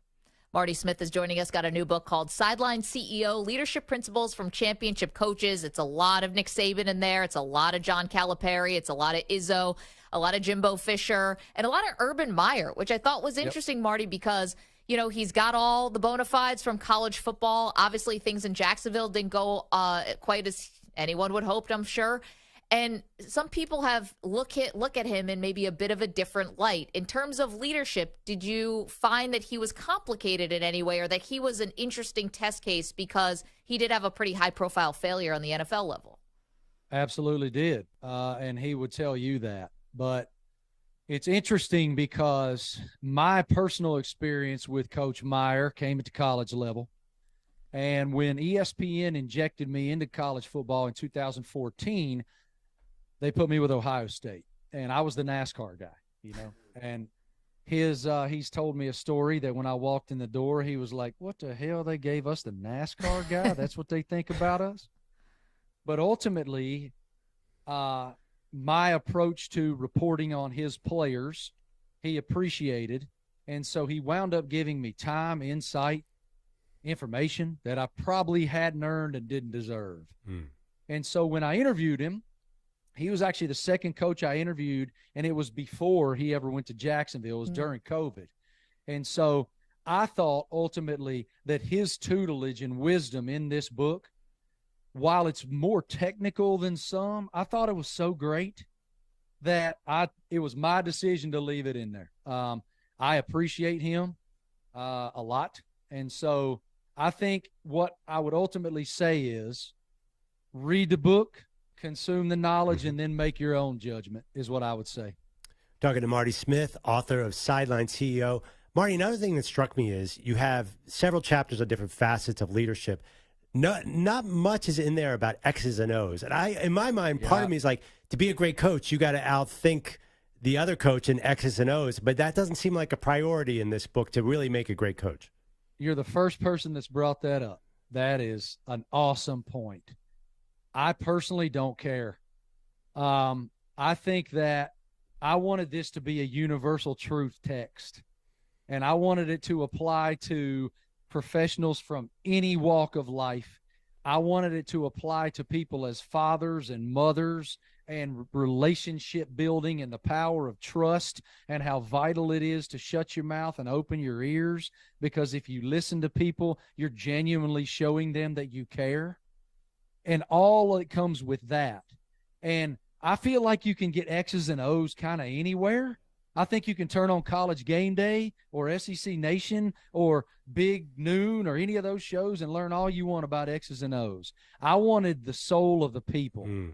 And I'm so grateful that they gave me the time to do that. And, you know, we see them in a certain light, right? We see them in press conferences where they're either really clinical or sort of vanilla, or we see them raising hell on the sideline, mad about something. We don't often see them just kind of crack open the door of their soul. And I believe that I was able to get some of that from them in this book that's very applicable to, like, my daily walk, and I think most of the readers will feel that way too. But on that topic, is Urban Meyer and Nick Saban, are they superior at X's and O's? What's more important to them winning championships? To be all the skills in here, or is there also some technical knowledge that you need to be better at? I think, yes, they're very good at X's and O's, by all means. But being a coach, and I will use the word CEO because that's the title, right? If you are elite, you have to be able to reach those players on their level. And Coach Saban is brilliant at that. When they walk in the door as 5 stars, he makes it very clear. There's a standard we have here, but it's on your plate. Do you want to do everything that you have to do every day to uphold that standard, because it's now your personal standard? Do you want to go to the NFL or not? Urban was the same way when he was at Ohio State and at Florida. And so that it's a great point. Yes, they're superior X's and O's wise, but they're also willing to delegate. Kirby Smart told me in the book, you know, he's won 2 consecutive national titles. He told me he didn't reach that plateau of being truly championship caliber until he stopped micromanaging and started delegating. And quite an admission. Marty Smith is joining us. Sideline CEO is the book, of course, reporter, TV personality for ESPN. So what are you seeing from Deion? I mean, you're talking about all these great coaches in the book. Now Deion has come. We saw it at the FCS level, but now on the FBS level and kind of taken over the sport. Like even Dan Lanning from Oregon said, you'd be crazy not to see the impact that he's having on college football. What are you seeing from Deion from a leadership standpoint? Well, you'd be blind not to see the impact. It's the biggest story in sports. I mean, right now, I think if you're doing a checklist, we got Deion and the Buffs, Aaron Rodgers' Achilles, and Travis Kelce, Dayton T-Swift. Those are the biggest stories in sports right now. Of course, Dame, Maggie, I heard you mention Dame. Obviously, that's a huge, huge breaking news story right now. Great job, Woj. But nonetheless, look, Deion did something that's very difficult to do. He walked into an irrelevant culture that hadn't had any juice in ages and flipped it immediately. And he did it his way with an authentic approach. Some of y'all are going to be here. Some of y'all are not going to be here. No hard feelings. That's just how this is going to go. And then he beat TCU in week 1. I think everything really changed right then. And so he got boat raced by Oregon. SC this weekend is going to be tough. But, guys, I really boil what Deion's done down to the fundamental human level. What we want as human beings is hope and belonging. That's what we want in every facet of our path. And he has offered that not only to the program, but to the university, to the state, to the college football world, and specifically to the individual players that he's coaching. If you watch him, he will reach them. He will pull them aside. He will coach them up. He will love them up. And if you are a young man who's a 4 or 5-star guy and you got Georgia, Bama, Texas, Clemson, Ohio State on your list, you got an eye out west. I'm telling you, because I love what he said after Oregon beat him. You better get us now. Marty, this is actually related to Deion in a way. There was a line, I was fascinated with one character. I'll call him a character in here. We all know him. John Calipari, you get into it with Coach Cal. He had a line, this is from John Calipari, arrogance is the great evil. Immediately, when I think of John Calipari, and I'm sorry because I don't know the man very well, I think, he always seems to flirt with arrogance himself. I think of him as uber confident. I mean, he'll sit there and he'll tell you all his successes. And Deion, too. What's the difference in your mind between appropriate confidence and arrogance? I think that self-confidence and humility walk hand in hand, and arrogance and cockiness walk hand in hand. And it's a really fine line, though. And you're right about Cal. I think sometimes he crosses that line when he believes that's what his team needs to hear. And he's an interesting cat, man. I do Super Tuesday college basketball, with Billis and Ravitch and Jimmy Dykes, and we do a lot of Kentucky basketball. And he's a really smart man. Everything he does is to take these young men who've been told since they were 11, 12 years old, you're God's gift to hoops. And then they show up in Lexington, and all the other guys that were recruited with them were God's gift to hoops. And you got to tear down the individual and build a team. And that takes a really unique personality to do, because think about it, brother. He can't pass his culture down. His culture, he told me there in Sideline CEO, is everybody eats. Well, he's coaching a bunch of young men who really were the only one that ate for a long time, right? So it is an interesting philosophy, and you're not wrong, man. That arrogance, self-confidence line is thin.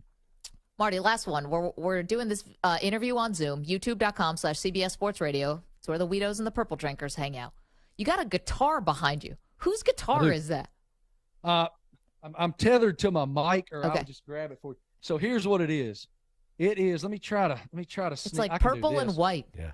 Oh, nice bar. Actually, it's royal blue, black and white. And Jimmy Johnson, the 7-time NASCAR Cup Series champion, we know, is one of my best friends, and that is from when he was racing full time in the Cup Series. And he asked me to host this event he was doing, and Eddie Money, God rest his Eddie Money. Eddie Money. Right? Yeah. Yeah. If I can walk on water. Love Eddie Keep Money. going. All right. So now you do not want me to keep going, Maggie, I promise. Eddie Money and Jimmy signed this electric guitar, and I just happened to be able to be the guy that brought it home. And that was one of a super weird story. Like Eddie Money that night, Jimmy and I both maintain it was one of the weirdest engagements we've ever had with somebody. We're still not sure what the hell he was talking about. Marty, for you to say it was one of the weirdest, and I have a feeling you kind of find yourself in these situations every now and then. I sure do. You've got that friendly sort of people just want to tell you all their deep, dark secrets kind of face. I'm not surprised that Eddie Money unloaded on you guys that night. Marty, thanks a lot. Congratulations on the book. Yeah, got a lot of fun college football this weekend. Love the book, Marty. I mean, I love that style of book. Just so many great. The Roy Williams story on Michael Jordan, I won't give it away. That is great, too. What a tease. It is great. Oh, yeah, about how And what he said to Michael Jordan coming in. I was like, whoa, Roy Williams said that to Michael Jordan? It's great. I believe it's a tease, Marty. I'm so grateful for you both. Thank you for your spirit and for giving me the platform to chat about it. Thank you so much. Thanks, Marty. Have a fun weekend. All right, Maggie and Perloff, we get back to Dame Lillard in just a moment. The big blockbuster trade, Dame Lillard going to Milwaukee to team up with Giannis Antetokounmpo. Good luck rest of the Eastern Conference. Hey, I'm a Sixers fan. Yeah, good luck to you guys. What's going on with Harden? That's going to be a real fun media day. Yeah, could we have gotten Dame Lillard for Harden? Was that call made? Imagine Harden's like, you're going to Portland. He'd be like, I'm sorry, what? Portland wouldn't even want him. There were Damian Lillard rumors to Philly. They did not go anywhere. And I knew it was not going anywhere. No, that wasn't going to happen. 855-212-4CBS. We get the latest on Dame and so much more. Time for a CBS Sports Update. Here's Rich Ackerman. CBS Sports Radio. Sports Flash. After 11 years in Portland, a change of scenery for Damian Lillard, who is now heading to Milwaukee, reportedly in a 3-team deal with the Suns also involved. Portland receives Drew Holiday in return, as well as DeAndre Ayton and Milwaukee's unprotected first-round pick in 2029, also the right to swap picks in 28 and 30. Yusuf Nurkic is headed to Phoenix along with Grayson Allen, Nasir Little, and Keon Johnson. But the centerpiece of this deal is the 7-time All-Star in Damian Lillard, now a Milwaukee Buck. Michigan State notified Mel Tucker last week of its intentions to fire him. Today, it became official. The Packers are down 2 offensive linemen for tomorrow night against the Lions, with both David Bakhtiari and Elton Jenkins ruled out, while Aaron Jones and Christian Watson are both questionable. Bryce Young back at practice today for the Panthers after sitting out Sunday with a sprained ankle. Baseball this afternoon. Right now in Chicago, bottom of the 9th, the Diamondbacks with a 3-0 lead over the White Sox. The Marlins, a half game out of the final wild card spot in the NL, trail the Mets 2-0 in the top of the second, the first of 2 at Citi Field. I'm Rich Ackerman. Jim Rome here. Thursday in the Jungle, big day. Texans GM Nick Caserio and Duke head football coach Mike Elko. Plus, What's Your Beef? Thursday, noon Eastern and 9 Pacific. CBS Sports Radio.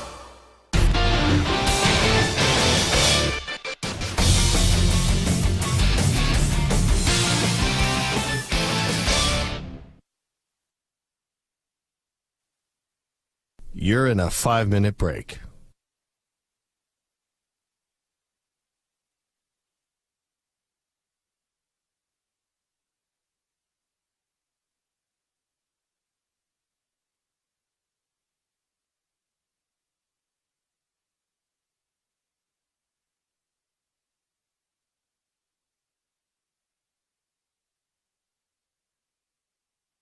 Four minutes, 30 seconds remaining.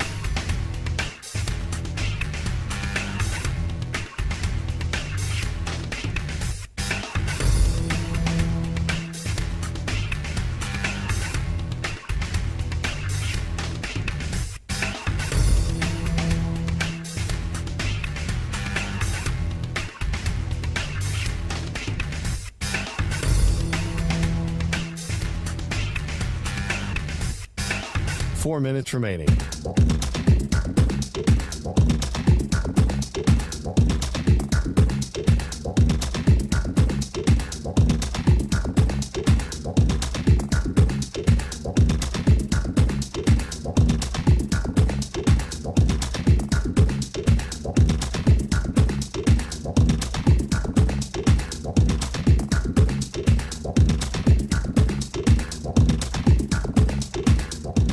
3 minutes, 30 seconds remaining.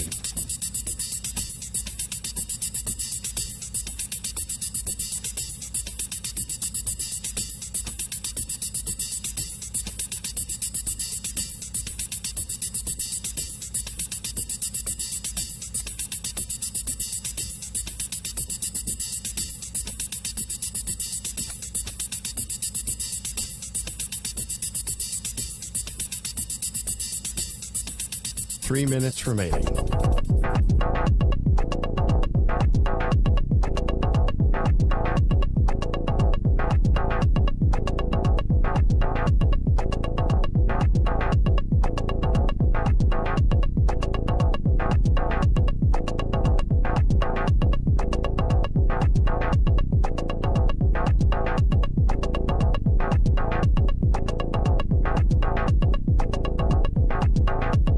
Two minutes, 30 seconds remaining.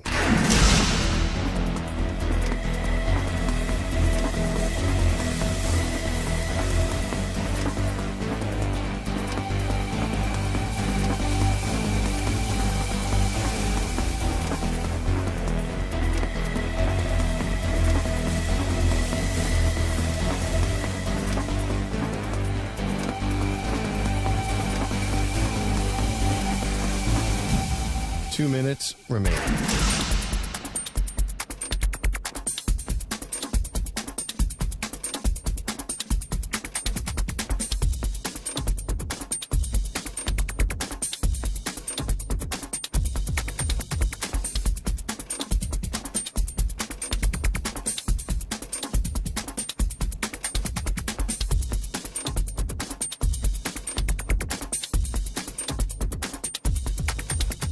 One minute, 30 seconds remaining.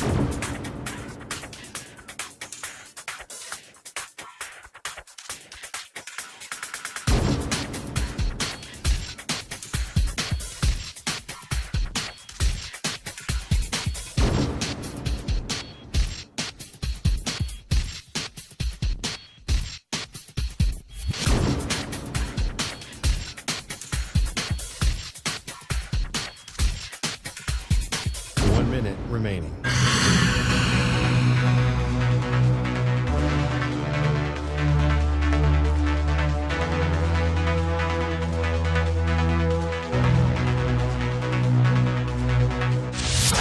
Seconds remaining.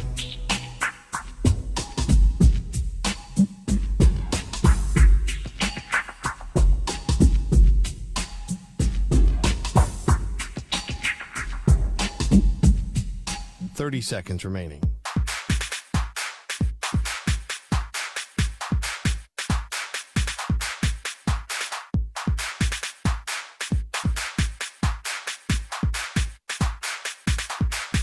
Fifteen seconds.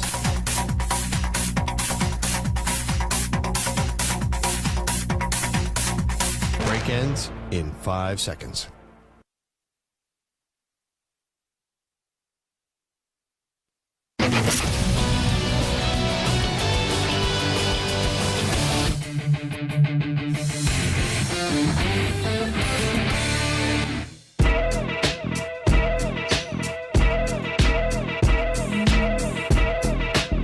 Back to the show, Maggie Gray, Andrew Perloff. Big day in the NBA. NFL takes a backseat just for a moment because Dame Lillard was finally traded.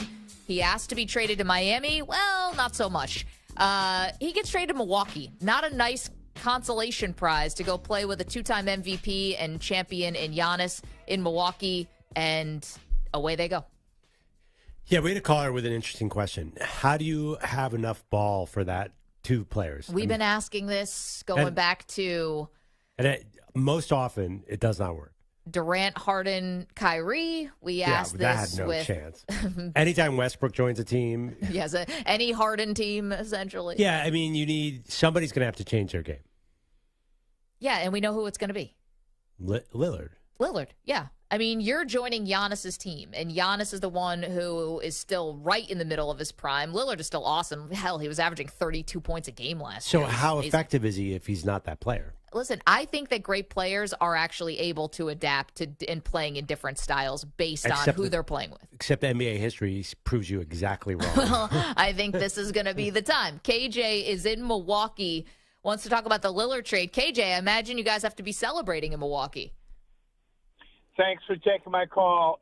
We are so excited. I think I can unequivocally speak for the Milwaukee Bucks fan base in saying that this is one of the greatest days for our fan base in our history. Yeah. It goes up there with, having Kareem back in the day and Lou Alcindor at the time coming to the Bucks.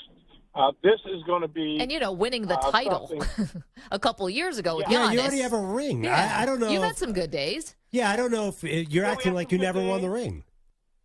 No, I'm not. But we were kind of concerned that with Giannis kind of chiming in during the off season that he wanted to have, people around him. Kind of chiming in. He basically said if you don't add to the team, he's gone. He was kind of threatening the team. And here's the thing, and I get, KJ, why you guys are so happy, because that didn't fall on deaf ears. Nobody called his bluff. Nobody was dumb enough in the Milwaukee Bucks organization to say, we already got our ring from Giannis. No. You've got an all-time great player. You should have multiple rings, and now you have this incredible window here with Dame. Exactly, and the window has just got a little larger. It's opened up a little bit longer, in my opinion, and you have now two top 75 all-time players playing together. And some things of note, you've got AJ Green, who is going to, I think, be a breakout player. Marjon Beauchamp, who I think is going to make large strides this year. And you got Brook Lopez, who, was second as Defensive Player of the Year last year. Another former Blazer. Yes. And I think they're going to be loaded. And I think if they can stay healthy, they should be one of the teams that should contend for an NBA championship. Sorry, Robin Lopez was the former Blazer. Brook Lopez. KJ, thank you so much for the call. Robin also on the team this year. So you get both of them. So you get two pairs of brothers. Yeah. That's awesome. Well, how many Antetokounmpos are on the team? That we have to check. Is Giannis still on the team? Thanasis. Yeah. I think Thanasis. I think there might be another one. Yeah. No, it looks like just Giannis and Thanasis. Is there another one on their G League team or something?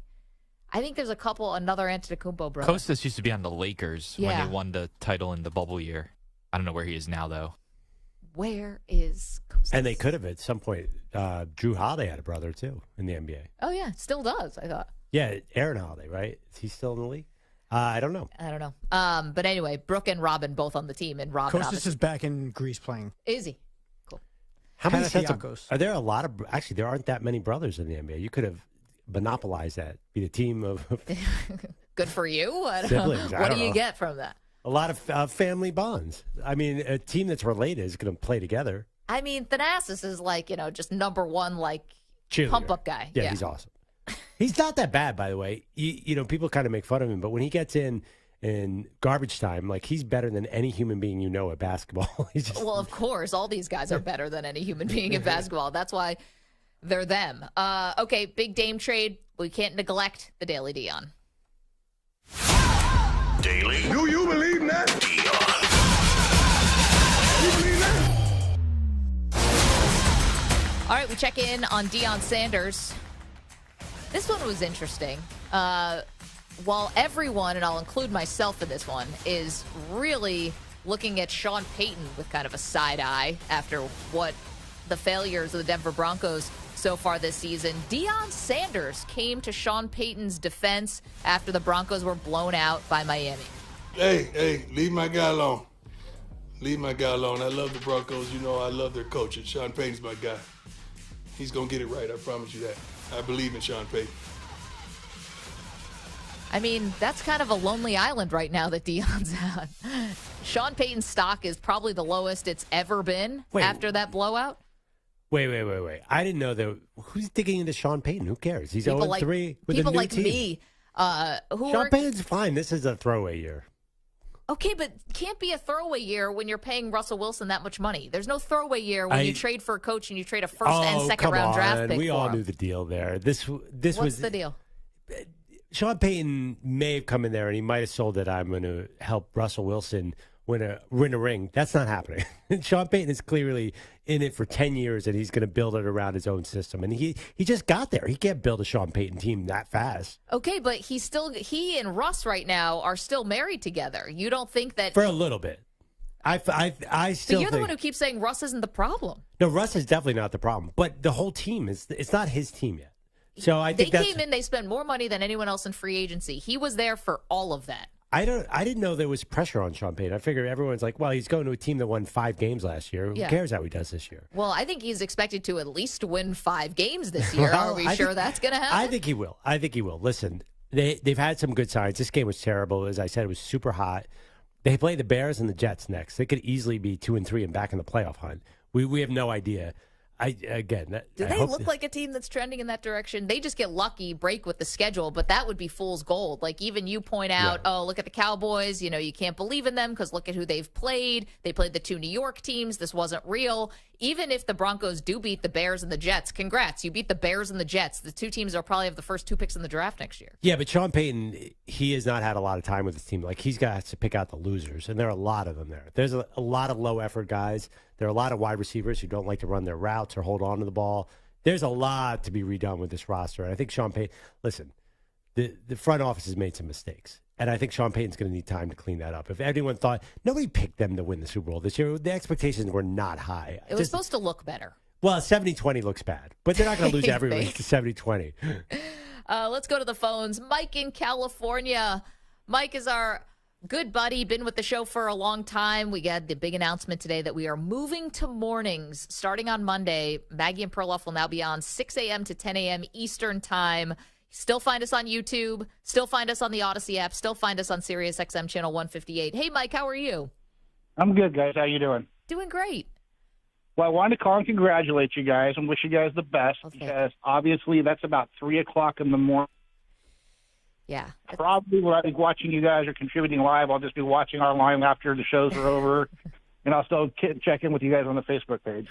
There we go. Oh, come on, Mike. That's not what I want to hear. We can call you personally and wake you up if you want. No, I'm good. I'm good on that one. But I was going to let you guys know also that if you do still go to Radio Row, I still will honor my bet and bring you guys barbecue. Oh, for Las Vegas. Yeah, we're work in progress on some of the details of that because Vegas, obviously, to be on Radio Row at 3 o'clock in the morning. We'll see what's going on. We're hopeful that we're going to be out there. But Mike, the recipes that you've contributed to the Perloffs, of course, the Facebook page run by our pal Nick in Texas, it's just been incredible. It makes us hungry. It makes us happy about the upcoming weekend. So thank you for everything. Absolutely. And also post stuff on there every now and then for you guys as well. And this is not a goodbye, guys. This is not a goodbye. Yeah, if you're out late, really early. Yeah. If you're out late one night, just chime in. There you go. Mike's former military guy, right? Former military turned lawyer. Like, this is a guy who's up early. Maybe not this early, but early. I asked a lot of people about this move. There are a lot of high achievers like us who are up early, like lots of people wake up at 3 o'clock. LeBron types who wake up at like Mark Wahlberg. Kobe, yeah. Mark Wahlberg wakes up at 3 o'clock and works out. And I'm going to be doing that. I'm going to be getting in an hour of weightlifting before the show. Oh, an hour. An hour. Yeah, it's a new program. No. I don't get an hour of weightlifting in now. Yeah, and we're on in the 3 middle of the Eastern. afternoon. We got all day before the show. Oh, boy. It's exciting. We're happy. Got a lot more to do, though. See you guys on the phones. Got a lot more reaction to not only the big Dave Lillard trade, but also football stuff and a massive allegation that a pair of one Hall of Famer, one future Hall of Famer are making against Bill Belichick. We'll get to that and so much more. Don't move. Maggie and Perloff.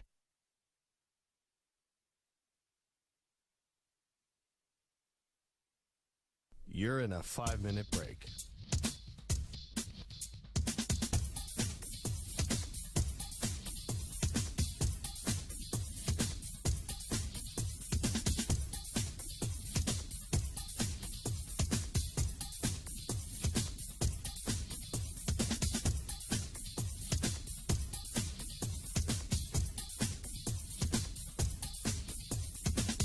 Four minutes, 30 seconds remaining.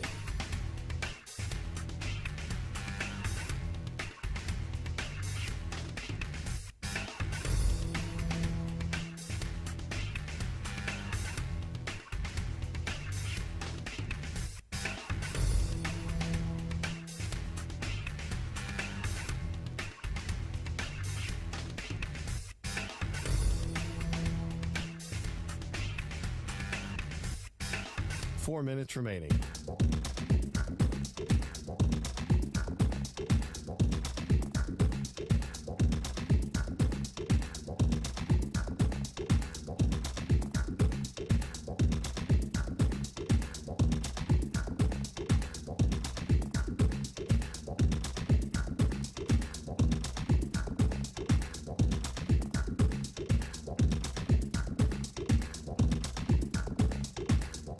Three minutes, 30 seconds remaining.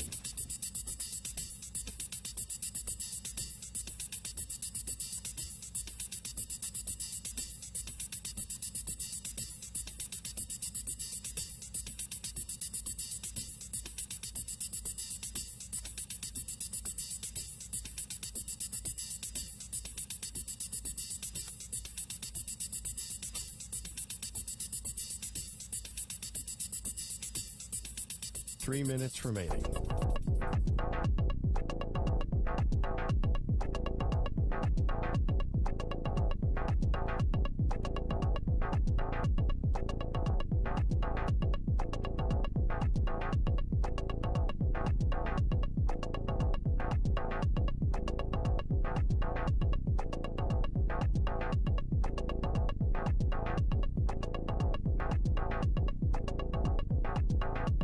Two minutes, 30 seconds remaining.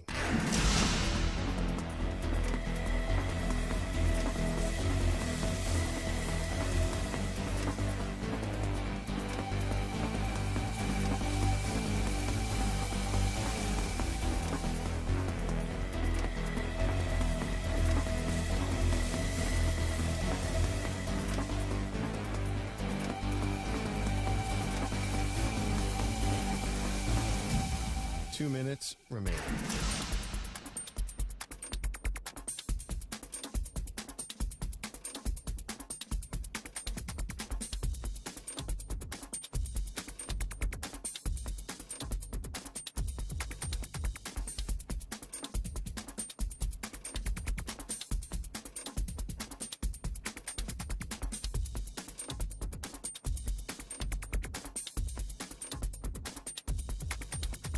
One minute, 30 seconds remaining.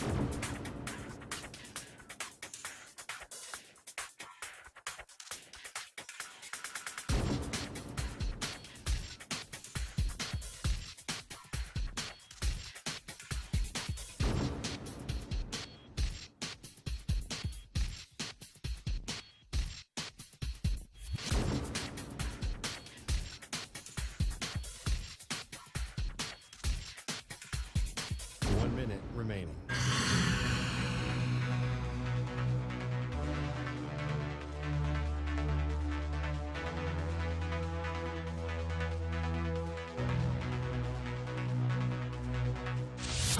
Seconds remaining.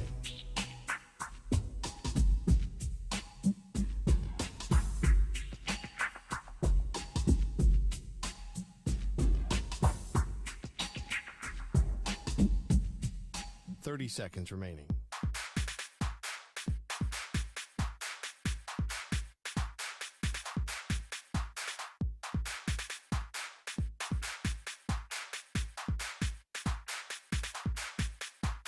Seconds.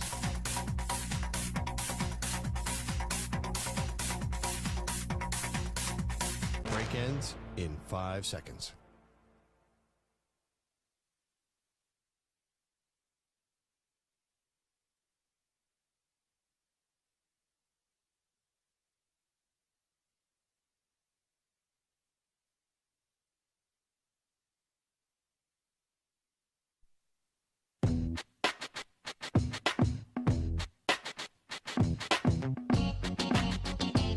There were parents there of 8 and 9-year-olds who their kids are hearing some terms for sexual acts and then came back to the parents and said, "What is this?" Ooh, that's a tough one. My daughter has memorized about 15 Nicki Minaj songs. Oh, boy. So she knows a little more than I am. Sometimes I go to her with questions now. What is WAP? You know, it's an interesting moment, and it's related. When your kid drops a curse word on you, my daughter, like 9, didn't like this teacher. My daughter's this cute little thing. She goes, bleeping Miss what's her name?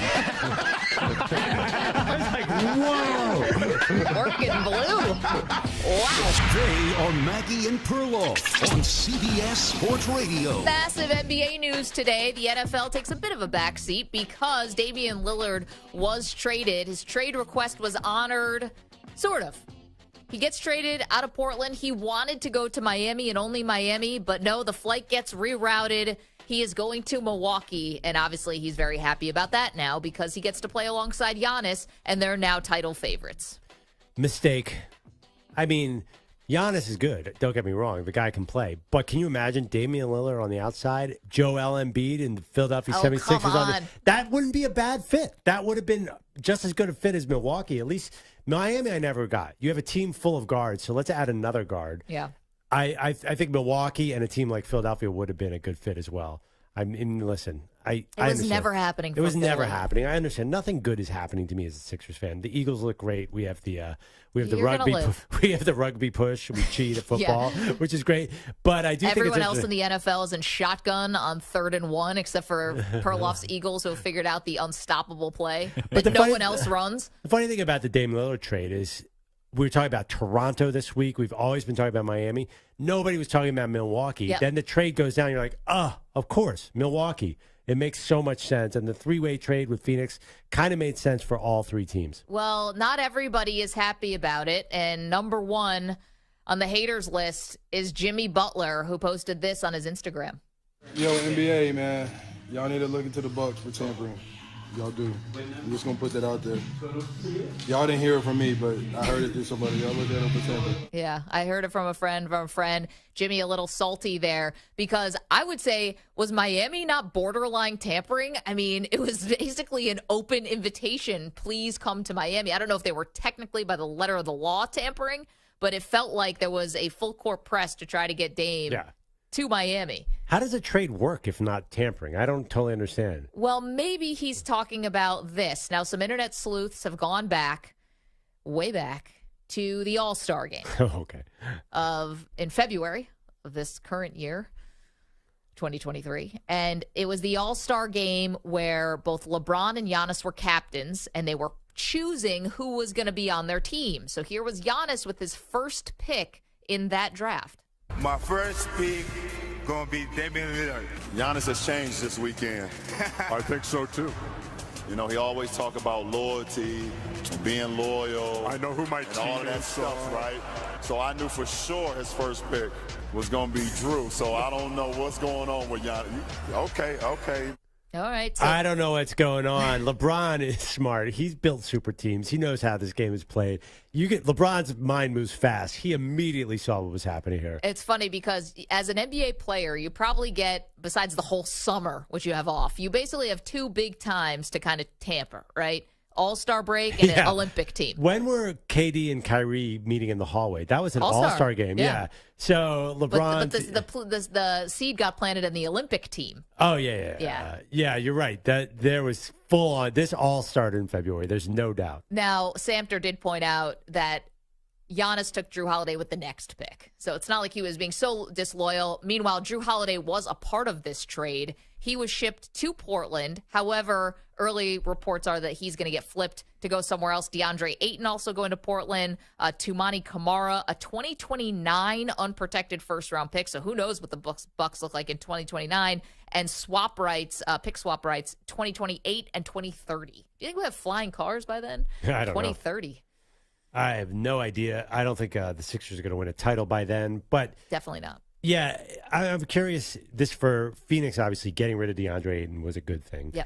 So what do we see in DeAndre Ayton, former number 1 overall pick in Portland? Can he score 20 points a game and get 10 rebounds a game here? Well, this is a team that now is Scoot Henderson, Shaden Sharp, Anthony Simons. Do you need 20 points from the center position? I mean, first of all, DeAndre Ayton, I get on him for his effort, but that guy's shot, his 9-foot jumper is just butter. I think it's score. Yeah, I don't think that's a lot to ask for DeAndre Ayton. Don't you think he should be a 20-10 guy or at least a 19-10 guy? I know he's definitely a dude who needed a change of scenery. I think the team needed – it just wasn't a great fit.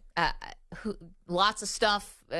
His relationship with Monty Williams, the former coach, who is now coaching Detroit. Frank Vogel is now in, as we figured out earlier in the show, is the coach of the Phoenix Suns. They get Yusuf Nurkic, Grayson Allen, Nasir Little, and Keon Johnson, by the way. They're all going to the Suns. Yeah, DeAndre Ayton is always flirted right around 18 points, 10 boards a game. So he's going to give you a lot of production for a team. Nurkic is a good player, but as I recall, his high game in the last 4 years is 57 games. So Phoenix, that worries me a little bit. Are these guys all going to be able to stay healthy and on the court? Well, definitely not Durant, but let's go to the phones. Greg is in Portland, wants to talk about the Dame Lillard trade. Hey, Greg. Well, hey. How you feeling I just today? wanted to give a little bit of behind the scenes. Go ahead. Milwaukee is getting a high character guy. Oh, yeah. And my example of that is that Dame shows up at high school football games and chucks passes during halftime to kids on the field. No entourage, no hullabaloo. He just shows up. And it means a ton to the community. Portland football, high school football, is not like the South or the Midwest. It's very fringe. And it means a ton to the kids and the community that he does that. And he doesn't have to do that. Yeah, Greg, I mean, it's unique, the bond between a city and a superstar. It's really special. I mean, we're cynical about sports sometimes, raised eyebrow, all that stuff. We're skeptics, but I know Dame in Portland, that felt like a very genuine relationship. And I don't think he wanted to leave. I think he did want to win a ring in Portland, but now he's 33 and he's looking back on his career. And Greg, thank you for the call. And he's probably got to think about his legacy a little bit too, because unless you're Charles Barkley and you're on TV for 25 years after, sometimes we tend to forget guys who don't win rings. We don't put them on the same pedestal that we do the champions. That's true, but I do think Damian Lillard, he's not quite Charles Barkley, Patrick Ewing, the guys from the 90s, Karl Malone, who didn't. But I don't think Damian Lillard needs anything for his legacy. It's pretty cemented. If he wins a title, great. To me, he's probably for his own mind, though. Yeah, I don't think to me, it's not like, oh, he has to win a title to really go where he wants with his legacy. I think he's a Hall of Famer already. Do you think that makes a big difference if he wins one here? A team that just won one 2 years ago? I think for him it does, right? For him, but I mean, as an NBA, I do. I mean, is it going to look a little ring chasing? Yes. Like his legacy in Portland is above reproach. Yeah. That's never going to be questioned or anything. But no, it's going to. You have champion next to your name. Yeah. I think he probably feels like I've played well enough to be a champion. I've just never actually done it. Got to the Western Conference Finals, but just. I mean, your favorite player, LeBron James, he has no problem chasing rings around, and it doesn't affect his legacy. Meanwhile, we're going to talk to Magic Johnson coming up in about 10 minutes. Speaking of Lakers, Paul is in Portland. Hey, Paul, how are you? I'm great. I want to thank you two guys. Reflecting on the time I've listened to you, we learned a lot, we laughed a lot, and we had two good friends in the afternoon. So, well, now you have them in the morning, Paul. We're not dying. We're not going away. You can't get rid of us that easily, Paul. Of course, I know that. I'm not going to levitate in the morning to listen to you, unfortunately. I will listen to you when I normally do in the afternoon, so thank you for that. Dame Lillard is going to be gold. If he doesn't get injured, he pours his body out in every way he can, so he's going to he's going to be fantastic for Milwaukee, and we wish him the best in Portland. Paul, thank you for the phone call. And yes, even if we're going to be on earlier now, the show's moving to morning, 6 a.m. to 10 a.m. Eastern time. Now, right here on CBS Sports Radio, same YouTube channel, youtube.com/CBS Sports Radio, channel 158 on Sirius XM. The Odyssey app is always there. And the Maggie and Perloff podcast. If you miss us, come on in to check out. You know what this reminds me of? I'm sorry. Yeah. It reminds me of Matthew Stafford. Like, the Detroit Lions fans love Matthew Stafford, and there were, I think, a lot of Lions fans who were pulling for him in that Rams Super Bowl. I think there'll be a lot of Blazer fans who will pull for Dame unquestionably if he's in a finals with the Milwaukee Bucks. Yeah, I mean, we have not gotten one negative call about a guy who made a trade request. When does that happen? Now, the difference is I don't really know that there were any Lions fans to pull for Matthew Stafford. Oh, come on. I don't think I actually disagree with that. I don't think Matthew Stafford was beloved in Detroit like Dame was beloved. I just think it was a different thing. Stafford, Detroit. Dame did some winning. Matthew Stafford, how many playoff games did they win? I think it's what the caller said. I mean, Dame would show up at halftime of the games, and there's something about Dame that was really felt kind of special and different. I mean, you've said it many times today's show. That was a really special connection. I'm not sure I put Stafford there. I could be wrong. But, yeah, there's definitely who makes a trade request and nobody minds. I think a big part of this, by the way, is that is a young, talented core in Portland, and you gotta move over and let Scoot Henderson do his thing. So it's a win-win, and that's it. It's a lot of pressure on Scoot Henderson. Oh, does he look nervous about that? Oh, no, my God. But, I mean, it's a lot of pressure on Scoot Henderson. Didn't play any big-time college basketball, went the different route to the G League. This is interesting for him. No. I think he's going to be good, but this is a tough spot. You're the guy after the guy. I mean, you play the same position. Based on the fact that he's built like he's 34 years old, I am not nervous for what Scoot Henderson does not look like a guy who wants for confidence in any way whatsoever. And I don't think we're putting that kind of expectation. I mean, there's so many powers in the West. No one's going to notice this young Portland team where they finish. I think they're fine. I can't believe you're putting pressure on Scoot Henderson. He's 19 years old. No, you got to follow up. He's not following Dame Lillard. He's a completely different player. City icon of the city of Portland, and now he wanted to leave because you're here. So what are you going to do? No, there is zero. Oh, come on, that's terrible. What are you doing? He's going to feel that pressure. No, he won't. There's no pressure for them to win right away, but there's pressure for him to now carry the torch. Of course, there is. No, I don't think so at all. He's so young. I think there's no pressure on him at all. And also, too, he looks like one of the most confident people coming in the league. The question is just how much butt is he going to kick? Is he going to sort of take it easy on the old guys at first, or is he going to just drive him to the hole? Dean is in Indy, who wants to recall a conversation we were having about Sean Payton and the Denver Broncos. Hey, Dean, how are you?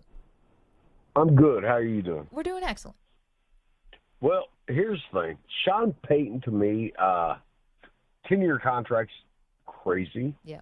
If you look back on the record with the Saints, he had 6 or 7 years right around 500, 7-9, 8-8, 9-7, won one Super Bowl with Drew Brees. Always had a good defensive ends, good corners, good running backs, good receivers. And that's what you need now in the game. Yep. And the conference wasn't always great. Or, not, excuse me, not the conference, but the division was not always great. Yeah, so I don't know. I don't think he's a great coach. I mean, Dean, not for a 10-year contract anyway. It's so funny. Thank you so much for the phone call. I always thought that the leaner years that Sean Payton had with the Saints, like those hovering around 500 years that he had, I actually always put that a little more on Drew Brees because Brees took every penny, and I'm not begrudging him that. But when the quarterback takes every penny, it becomes really hard for the rest of the team, harder, a little more challenging to build your roster. And I always thought Sean Payton got more out of, not less, but like elevated that roster. So I always put that a little bit on Brees. I don't understand why all of a sudden, I agree with that take. Why all of a sudden are we turning Sean Payton into Mike McCarthy? No, like it took 3 weeks. Like Sean Payton was the hottest name in the offseason, and now he's just like, he's just some average coach. After 3 weeks with a team that has had 6 straight losing seasons, has garbage personnel at almost every position, except quarterback. I mean, they stink everywhere. What is Sean Payton supposed to do? He's had no time to build anything here. When did he get there? Okay, not long ago. I'll give you that. He hasn't had a lot of time, but he came in talking a real big game here. Was he talking about this year? Well, he was talking about Russell Wilson can't have an office anymore, no more people in the trainer's room. He's talking about Nathaniel Hackett was the worst coach in the history of the NFL. That part, yeah, that's true. He came in and it was like, you're welcome. That's what it felt like. Hey, everyone, I'm here now. You're welcome. You finally have a great coach, and I'm going to turn this thing around. First game of the year, first offensive series, goes for the onside kick, clearly trying to show people, hey, remember me? I was the one who called the onside kick after halftime in the Super Bowl, caught the Colts by surprise. Saints end up winning the Super Bowl, and I'm now like one of the great coaches in the NFL. And I think it's just a lot of ego from Sean Payton. And look what happened. He just got his you-know-what handed to him on Sunday from the former ball boy of the Denver Broncos, Mike McDaniel. Yeah, but I mean, this team, what was their record 2 years ago? 5-11. What was it the year before that? 6-10. What were they before that? They stink. Yeah. Maybe he was foolish to not know this. He doesn't run the defense either. Listen, they brought in Vance Joseph, former NFL head coach. Yeah, of the Broncos. Yeah, I mean, this is clearly something deeper wrong than Sean Payton. And maybe he's a fool to not know that, but we're judging him already. Let him build a team. I mean, listen. Again, they spend more in free agency than anybody. Courtland Sutton's your best receiver by tenfold, and he cost you so much on Sunday. He had 2 massive fumbles. Yep. I don't know what you're supposed to do there. I'm not sure, and I don't know what Russ is supposed to do there. Russ is throwing it right to the receivers every time, and it's not making the slightest difference. 855-212-4CBS, 855-212-4227. So today's a big day because of the Dame trade, but also because we did make a big announcement today. We are moving to morning, 6 to 10 a.m. Eastern time. We're going to still be all over the country on CBS Sports Radio. We're going to be everywhere. And with that, we're going to answer our Ask the Pros question of the day. It's brought to you by O'Reilly Auto Parts. And today's question comes from, stand by, this came from Chad and Eugene. Will you guys get to wear pajamas on your show? You can submit a question by tweeting at CBS Sports Radio or at Maggie and Pearl using the hashtag #AskThePros. Think O'Reilly Auto Parts for all your car care needs. Get guaranteed low prices and excellent customer service from the professional parts people at O'Reilly Auto Parts. Yeah. I was just saying, I don't really go formal for the 3 to 6 slot, but I plan to cash it down big time. You're wearing a hoodie and a hat today. How do you get more casual than this? Because the bottom half, I'm wearing pants. Don't get used to that. Don't get used to that. It's just going to be too early. You're just not going to be able to put on pants. We're talking Lucky about me. what time we're going to wake up, and we are on different pages on that one. I am going to roll out of bed, 5:17. Yeah, thanks. Throw on hat, 5:18. throw on the sweatshirt, 5:19. Immediately get in the car. Boom. I'm here, ready to go. Talk sports. Wow. What a team player. You're the real Dame Lillard of this. You're going to show up a whole 15 minutes before the show. Dame Lillard is now he's the team player. He takes 40 shots a game. He's a community player. But I needed something. Yeah, you're going to be the glue guy rolling out of bed. Meanwhile, I've got to get up, look presentable. Somebody on the show has to. In pajamas. Do they frown upon wearing PJs around here? No, everyone looks pretty dressed down. I don't know. Are you a PJ wearer? Yeah. What do you wear to bed? Pajamas. Oh, okay. What do you wear to bed? I wear boxers and a T-shirt, like every man I've ever met. Yeah. I've never met a man who wears pajamas. Yeah, I would be worried if you did. Wait, do you guys on the other side of the glass ever wear pajamas? No. Samter, you are not a pajama guy. Does Samter own a pair of pajamas? Definitely not. I do, but I don't wear them. My wife always gets me pajamas, and they're very cute, and there's always cute pictures on them or whatever, and they're very comfortable. I'm not a pajama guy. I'm the same They'll thing. hang in the closet or sit in the drawer forever. You could have gotten that for your wife for your anniversary today, a little matching PJs. Yeah. Oh, man. Yeah. That sounds She really, would have been like, really who did I marry? romantic. Really romantic. It's like, that says giving up matching PJs. Here's some flannel. 855-212-4CBS. All right, coming up, our distinct pleasure to talk to the one and only Magic Johnson. He joins the show. You want to watch youtube.com/CBS Sports Radio. Don't move. You're in a 5-minute break.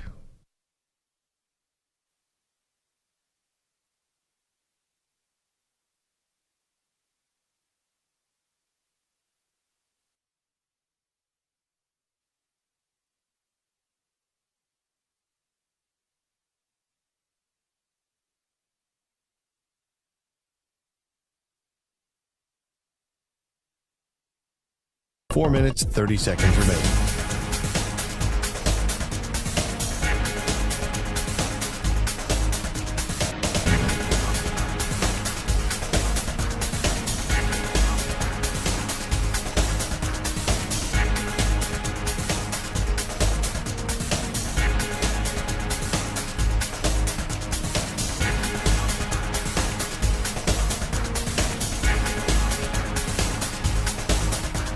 Four minutes remaining.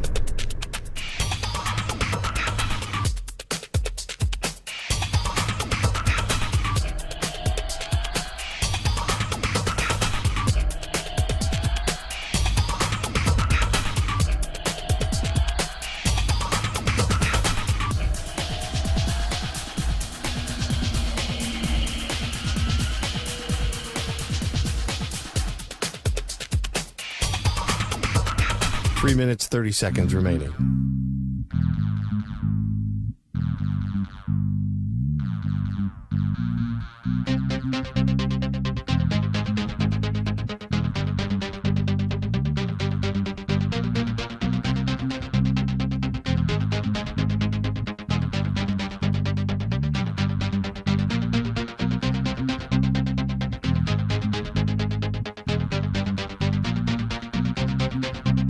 Three minutes remaining.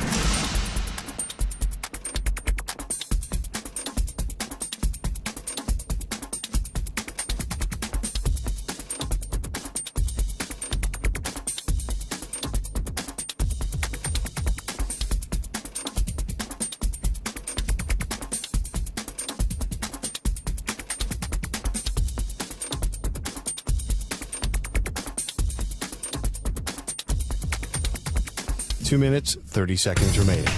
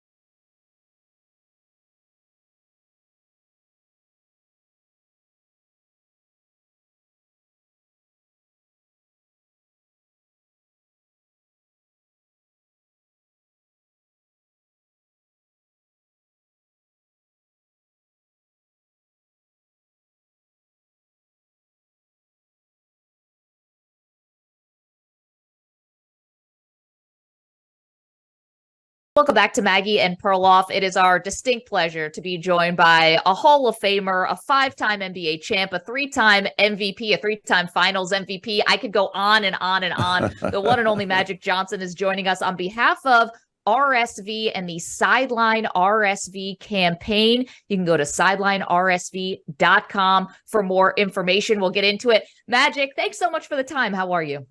Oh, Maggie, I'm doing good. Andrew, I'm doing great as well. So I'm just happy to be here. Well, we'll get into Sideline RSV, as I mentioned, in a moment, but this has got to be exciting for you. Usually in the fall, you're probably just getting ready for the NBA season to start, but now you're co-owner of an NFL team, the Washington Commanders. How has this been different than your co-ownership of the Dodgers, of WNBA and soccer teams? Well, the NFL is the big boy. I mean, it's the league of all leagues, right? And so to be an owner of the Commanders, and I want to thank Josh Harris because, you know, he brought me in, and he's doing a wonderful job of leading us. Right now, we're putting money into the stadium, into our practice site, and also what the players want. We've been doing it. So give Josh a lot of credit. He's really making sure that the fans are happy with the product on the field. And we're going to build this one step at a time. And we're excited about the future of the Commanders. Full disclosure, Magic, I'm from Philadelphia, and, you know, the Commanders go to Philly this weekend. Are you going to be there? Keep in mind, we're still mad at you about 1980. So my dad talks about it all the time. I mean, give us a break. We hadn't won a title forever. So are you going to go to Philly, and what do you think of this NFC East rivalry thing? It's a little different than the NBA. Yeah, it really is. When you think about the NFC East, it's the best division in all of football. Right now, we know that the Eagles are the team to beat.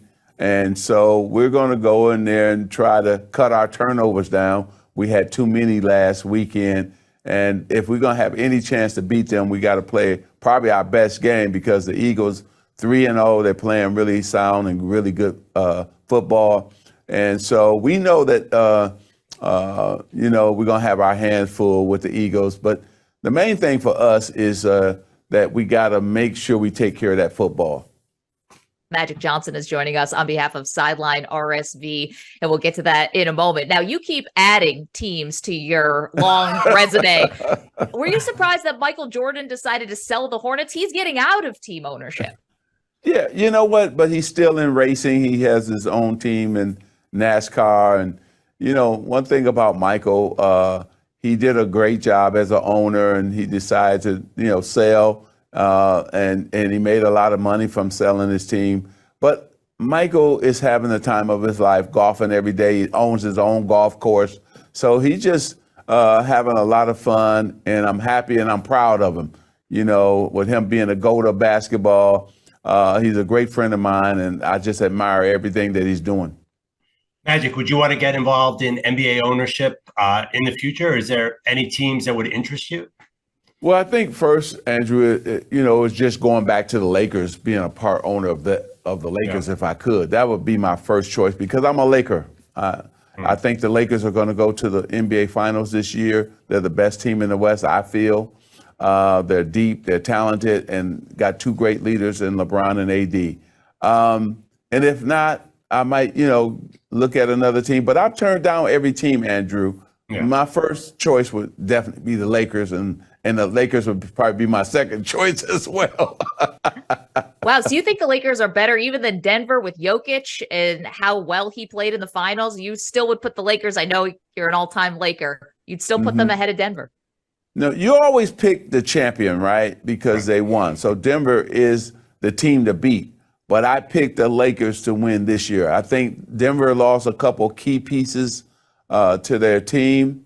Jokic is still probably going to be the MVP again this year, even though I think he'll have some challenges from other guys. But I think the Lakers, you have to remember that series. Denver blew us out the first game, but the other three, the Lakers had a chance to win. And so they just didn't make the plays in the fourth quarter when it was winning time to do just that. But the Lakers are better this year. And so I'm not taking anything from the big man, because he is the best player right now in the league. But I think the Lakers are a better team this season. Well, it's interesting. If you think about LeBron's legacy in LA, Maggie and I were having an interesting discussion. If LeBron wins again, I mean, would he get a statue outside of the arena? I mean, is he an all-time Laker at this point? Yeah, I think that if he brings that championship, he's definitely going to get a statue out there. And right now, you know, Kobe's getting his this coming season in February. And so I think it's up to LeBron to continue to just dominate and win in Los Angeles. And I think before it's all said and done, he'll definitely get a statue in front of Crypto.com. Now it's not the Staples Center anymore. Still a little odd for us to say that. Magic Johnson, yes, exactly. The one and only, is joining us on behalf of Sideline RSV. You got to go to sidelinersv.com. This is specifically targeted for older adults to learn about the risks of this common, contagious, but potentially serious respiratory disease. Magic will get more into that. You mentioned for ownership, your first choice would be the Lakers and your second choice would be the Lakers. GD Buss just got married. I mean, yeah. Were you at the wedding? What do you get for GD Buss as a wedding gift? Yeah, I was not there, but I was really proud of her and happy for her because I think that, you know, she wants to be happy and she found somebody that can make her happy. So both of them love basketball. They've been dating for some time now. And so I think what you get her, this year, we want to get her a championship. That could be her present. So there's nothing else you can get her. She has everything. She got a team that's worth, what, $5-6 billion. She's already had so many championship rings. I think she just needs one more. Ring of a different kind. Yeah, marrying Jay Moore. Exactly. You know, a couple other basketball things for you. The new rules on load management. You can see what the NBA is trying to do here, right, Magic? They want the stars to be playing all the time. Do you think this is going to work? I think it's going to work, and I'm glad that Commissioner Silver has installed this because it's so important that we stop this load management. Listen, Michael Jordan played 82 games. Myself, Larry Bird, Kareem, we all used to playing. I don't care what nobody say. This load management is not helping people not get hurt. The guys are still getting hurt. And so let's play for the fans. Let's play for your teammates. Let's play for the city that you play in. And so play the game. You're getting paid for 82 games, play 82 games. And so to me, this makes no sense. And I'm hoping that this works in a big way because even myself, I'm a big NBA fan. I hate turning on the TV and then they say, oh, the two stars are not playing. What? Just because they're sitting out. What? No. If you're healthy, if you can play, play. And so I'm so happy this rule has been in play now, and it's going to help everybody. It's going to help the TV deals for the NBA. It's going to help the fans, and it's going to help the players and their team because they should be trying to win every single game. Magic, you were so much about the NBA title. Could you have gotten up for an in-season tournament? I'm still trying to figure out how teams are going to really get into that when the main goal is to win, obviously, the championship trophy. Andrew, you're right. We have to just wait and see. You know, it's the first time I'm excited to see how it's going to play out.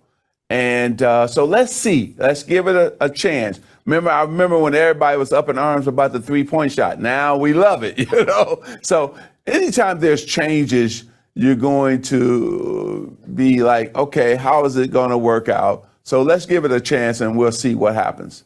Magic, last one for you about Sideline RSV. You're part of the sidelinersv.com is where you can find more information. You're part of this campaign. Why did this speak to you?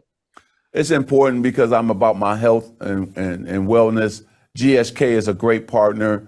And when you think about RSV, especially people 60 years and older, you really need to know about RSV. When you think about people 65, 177,000 people who are 65 and older are hospitalized each year from RSV.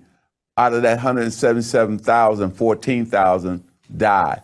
So when you think about chronic heart and lung disease, you should definitely consult your doctor, your healthcare provider, as well as your pharmacist about RSV. Very important. And I'm 64 years old. So for the first time ever, you can get vaccinated for RSV. I'm going to get vaccinated. So I just want people to know about it, to learn about it, to educate themselves about RSV. Again, sidelinersv.com is where you can go for more information. Last one for you quickly, Magic, before you go. You still are the most famous alum from Michigan State. This has been another situation where Michigan State is now having to answer some serious questions as their most famous alum. How are you feeling about this? I'm not happy at all. You know, it's not a good situation for MSU. So we have to see what happens with the investigation. And I tell you, I hope that once all this is over with, that we can get our stuff together and concentrate on the students' education and also getting better and make better decisions. And so I'm not happy because, this is not good for all Spartans across the world. Magic, can't tell you how much we appreciate this. Again, sidelinersv.com is where you can go for more information to learn about this. Again, common, contagious, potentially serious respiratory disease for older adults, 60 and above. Magic, always a pleasure. Thank you. Thank you, Maggie and Andrew. Have a good day.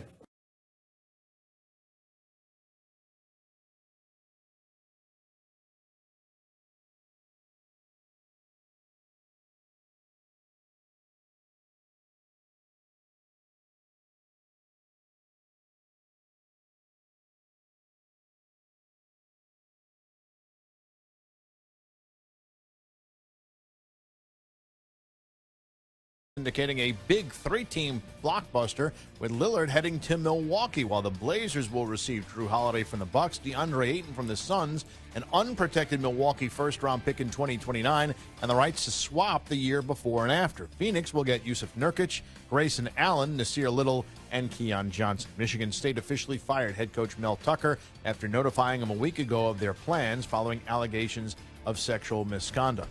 Today was an encouraging sign for the Carolina Panthers, with quarterback Bryce Young returning to practice after missing last week with a sprained ankle, while the Packers have ruled out both David Bakhtiari and Elgton Jenkins tomorrow night against the Lions. Aaron Jones and Christian Watson are both questionable. The National League has essentially come down to three teams for the final two playoff spots, with the Phillies clinching last night. The Diamondbacks are the second team of the three wild cards right now, and they blanked the White Sox today 3-0, while the Marlins, a half game behind Chicago for the final spot, trail the Mets 4-0 in the top of the sixth in the first of two. The Cubs will be in Atlanta tonight. I'm Rich Ackerman. CBS Sports is everywhere, at home, in your car, and of course on your phone and tablet. Find us on your local affiliate, SiriusXM Channel 158, or the free Odyssey app. CBS Sports Radio.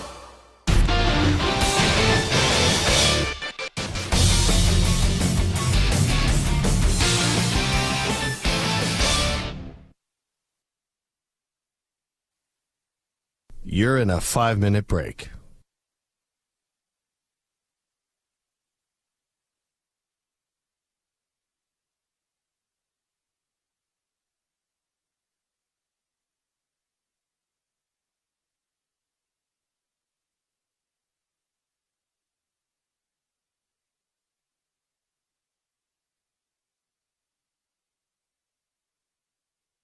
Four minutes, 30 seconds remaining.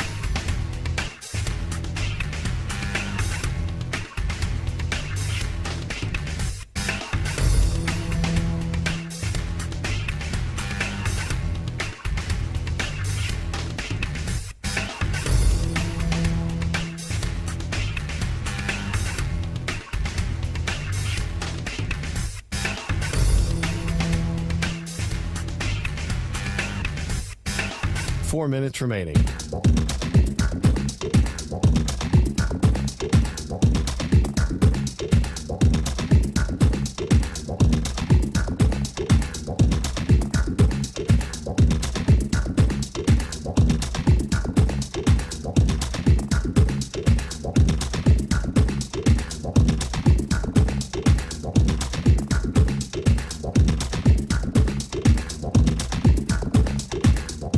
3 minutes, 30 seconds remaining.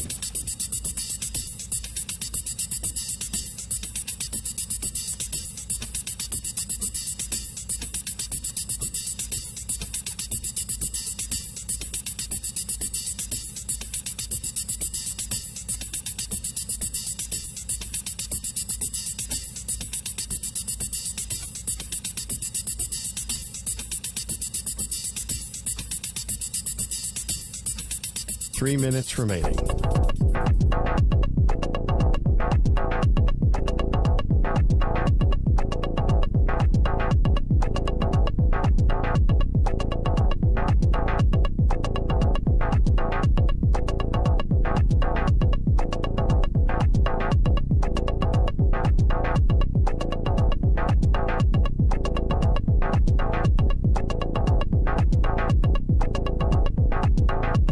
Two minutes, 30 seconds remaining.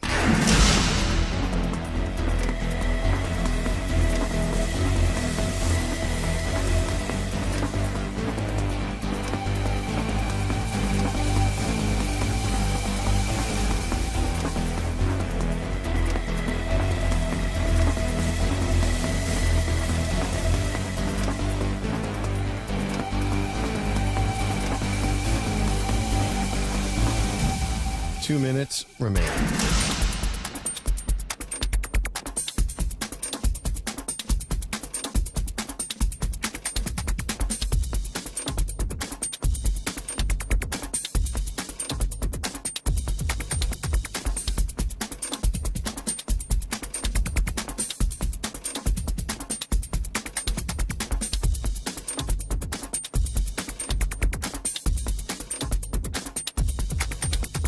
One minute, 30 seconds remaining.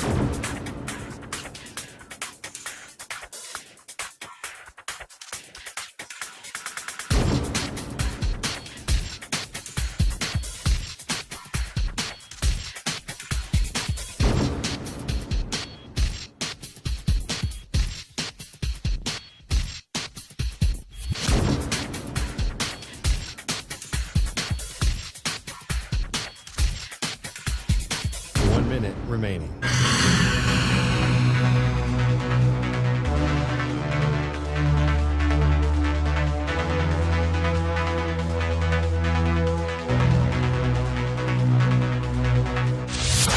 Seconds remaining.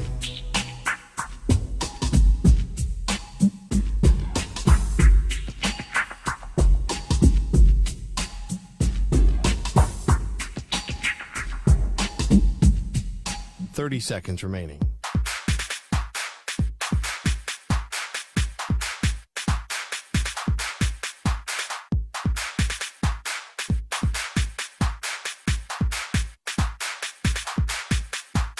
Seconds.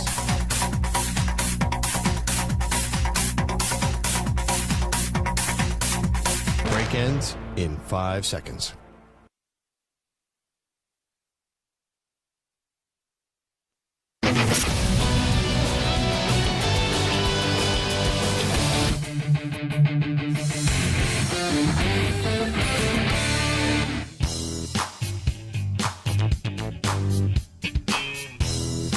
Maggie and Perloff, Maggie Gray, Andrew Perloff. Big news today on two fronts. Damian Lillard gets traded to Milwaukee. That was the big headliner for the day. He's now going to team up with Giannis. Phoenix gets DeAndre Ayton and some young players. Only one unprotected first-round draft pick, though, and some pick swaps. So not the big draft pick haul that maybe people were expecting. Like when Kevin Durant got traded to Phoenix, it was for 4 first-round picks and players. Yes, no, but Damian Lillard, that definitely was not going to happen. DeAndre Ayton's a 25-year-old center who regularly averages 18 and 10 for a team that has not had, consistent production out of that spot, mainly because of injuries. I think there's value there. I don't know what happened in Phoenix. The one thing is you have to take him off the court when you're pick and rolling him to death. We'll see. He's super talented. Guy's shot is gorgeous. He's got an unbelievable touch. So I think that part is interesting. Of course, this is all a precursor for tomorrow's headline. What's that? James Harden. Yeah, you wish. Drew Holiday is going to the Sixers, if not today, tomorrow, and James Harden is going to end up in Miami or LA or somewhere. I am telling you that's how this. Name a team that's going to be more attracted to Drew Holiday than the Sixers. Oh, the Sixers will be, but nobody wants Harden. That was made abundantly clear. And I think that if Daryl Morey could have already moved Harden, this is not about the Sixers today. That the Daryl Morey could have moved Harden already. If the Clippers actually wanted him, I think he would have. Are you sure the Miami Heat aren't going to be looking for a consolation prize? Because I feel like they were set up for Damian Lillard. If Lillard's out of the picture, maybe the Heat go for somebody else. Okay. Is there any singular basketball player in the NBA right now that is more opposite of Heat culture than James Harden? Is that the thing about Heat culture? You bring in a player and he becomes part of Heat culture. No. This is where I believe Doc Rivers did an interview with Bill Simmons after he got fired by the 76ers and said, James Harden isn't changing who he is. He said, I wish I could have coached him when he was younger in his career. Now, that was Doc definitely taking a shot at Harden. Harden's not changing. The thing that Doc said, the real thing was when you're coaching against James, you know where the ball is because it's in his hands. Yeah. I'm telling you, I think he could change in Miami. You think Jimmy Butler's going to want to play with James Harden? Yes, Jimmy Butler is. Well, why would he want to play with Damian Lillard? That's not a Jimmy Butler kind of player either. Well, I'd rather play with Lillard than with Harden. I think Lillard has shown in the big moments that he actually can show up where Harden disappears in the big moments. Definitely. I agree with that. But I do think Miami might have another move because Tyler Hero's sitting there being like, what's going on here? You clearly don't want me. Yeah. So they have that asset, and you have Drew Holiday sitting out there. There's definitely another move coming. We know that Drew Holiday is going to be traded. So I don't know. I feel like there could be more stars moving. And why not James? Okay, I'm just trying to get rid of James Harden. We know you are, and you can't just foist him off on anybody because it serves the 76ers. Well, it's not like Drew Holiday is, he's 34. It's not like he's the hottest property out there. I mean, the Blazers have no interest in keeping him, so move him along. I'm not making Portland take James Harden. I want to make that clear because we have a lot of listeners, and I wouldn't do that. Don't do that to them. I wouldn't do that to a friend. It's not okay. The second big announcement was that the show is moving time slots. So we have been on from 3 to 6 Eastern since the beginning of 2022, I guess. Yeah, since 2022 and years. And now starting Monday, we are going to start 6 to 10 a.m. Eastern time. So we are moving to the mornings. We're excited. This is a promotion for us. So we're thrilled. Just from a work standpoint, from a life standpoint, this is going to take a little getting used to. Oh, is somebody nervous about the morning shift here? Well, I actually have to wake up at like 3:30. You're going to roll out of bed at 5:45. I might just sleep right under that desk over there. I wouldn't be surprised. What is the policy if one of us, namely me, oversleeps? You can't do that. Okay, fine. It's not allowed. Do you understand how many times I would call you and how many times I will call you starting at 5:02? So one time recently, my wife's phone died in the middle of the night, and we didn't wake up the kids in time. They have an early wake up for school. Yeah. So do you guys get nervous about that when you have to set an alarm that your phone is going to, I don't know, maybe there'll be an update overnight or something will get screwed up with your phone? I'm thinking about just buying an alarm clock. Like an old school alarm clock. I didn't think of the phone update. Yeah. That's a good point. That's right. It usually happens right around the time you would be waking up. Like 3, yeah, and sometimes the phone, or sometimes the battery just doesn't, something weird happens with your phone. Yeah, not to get in your head, Maggie. No, I think I'm just going to buy an alarm clock, old school. And I know you well enough to. The night before we start this, I will not sleep. You will not sleep because sometimes if you have a flight at 3, early in the morning, it's so hard to get good sleep because you're just thinking about that. No, I also did a morning show Saturday mornings. That's same time, amazing. By the way, 6 to 10 a.m. My Friday nights through most of my late 20s were totally gone, but I loved it. What but if there I was a nervous. great party?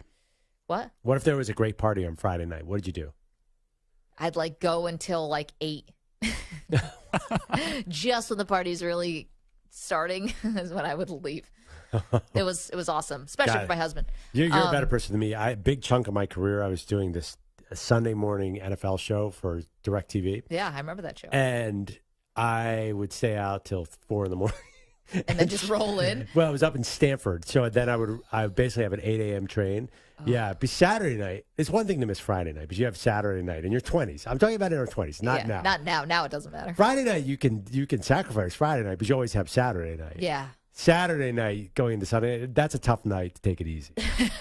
Sorry, I'm just being honest here. Well, we will be Monday to Friday. So Monday to Friday. And also we're married and have kids. Yeah. We're lame. A little bit different now. Monday through Friday, 6 a.m. to 10 a.m. And again, we said it before. We'll say it again. For Samter and for Stu, this has been our pleasure to work with you guys. You've been excellent. And really helped get a show off the ground. And that is not an easy thing to do. I know we're not digging ditches here or anything like that, but it's also not easy to start something from scratch. And you guys were incredible for that. It's been fun. Yeah, and you guys are staying. You're staying in this time slot, and there's going to be more updates about that we are not at liberty to discuss. Also, too, thank you in advance for volunteering to be up at 5:30 a.m. for all those calls about where this folder is. I know. It's so nice of you guys, really. Yeah. Actually, Mike's got a baby. He will be up. So. It's just I have your no life. problem calling you early in the morning. Let's get to our shot of the day.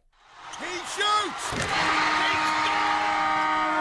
And the shot of the day, which will also be coming with us to the morning. So thank you to Leon Seidler and everyone at Casamigos, Mike Meldman and Randy Gerber, and to George Clooney, who have been behind this show, will also be coming with us to the morning show. So today's shot of the day, a little snapshot of the show, comes from who else?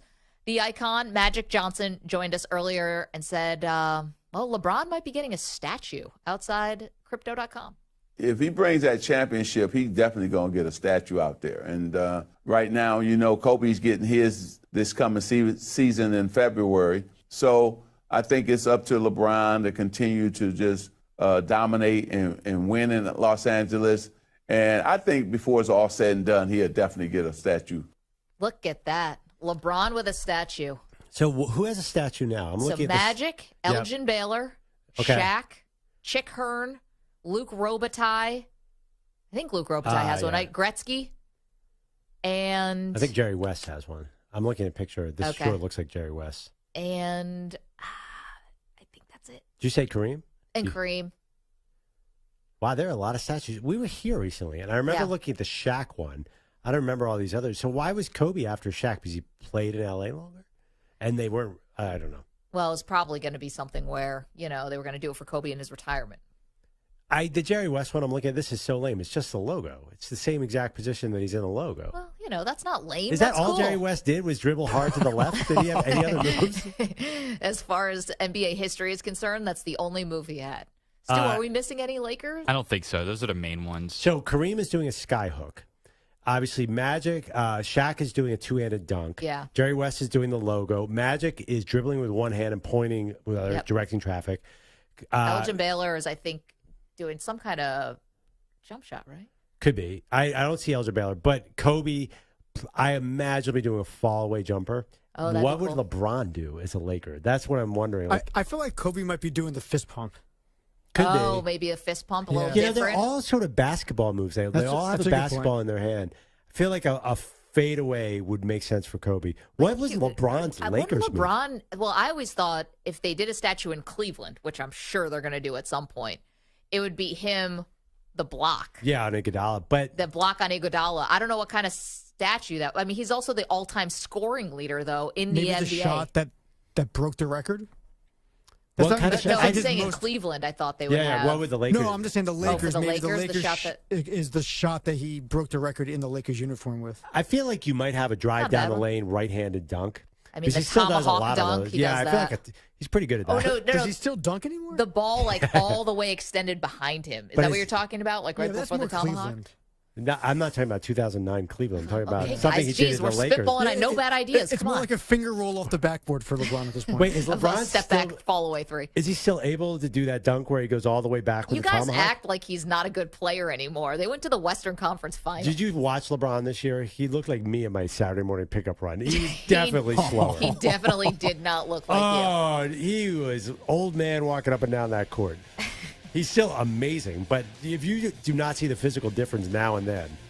Thank you to Mike Samter. Thank you to Stu Kovacs for today and all of these days that you have put up with Perloff comparing himself to professional athletes. Thank you to Magic Johnson. Thank you to Marty Smith, who joined us. To the Weedos and the Purple Drankers. You know where our heart lies. Thank you to the callers as well. We'll see you tomorrow.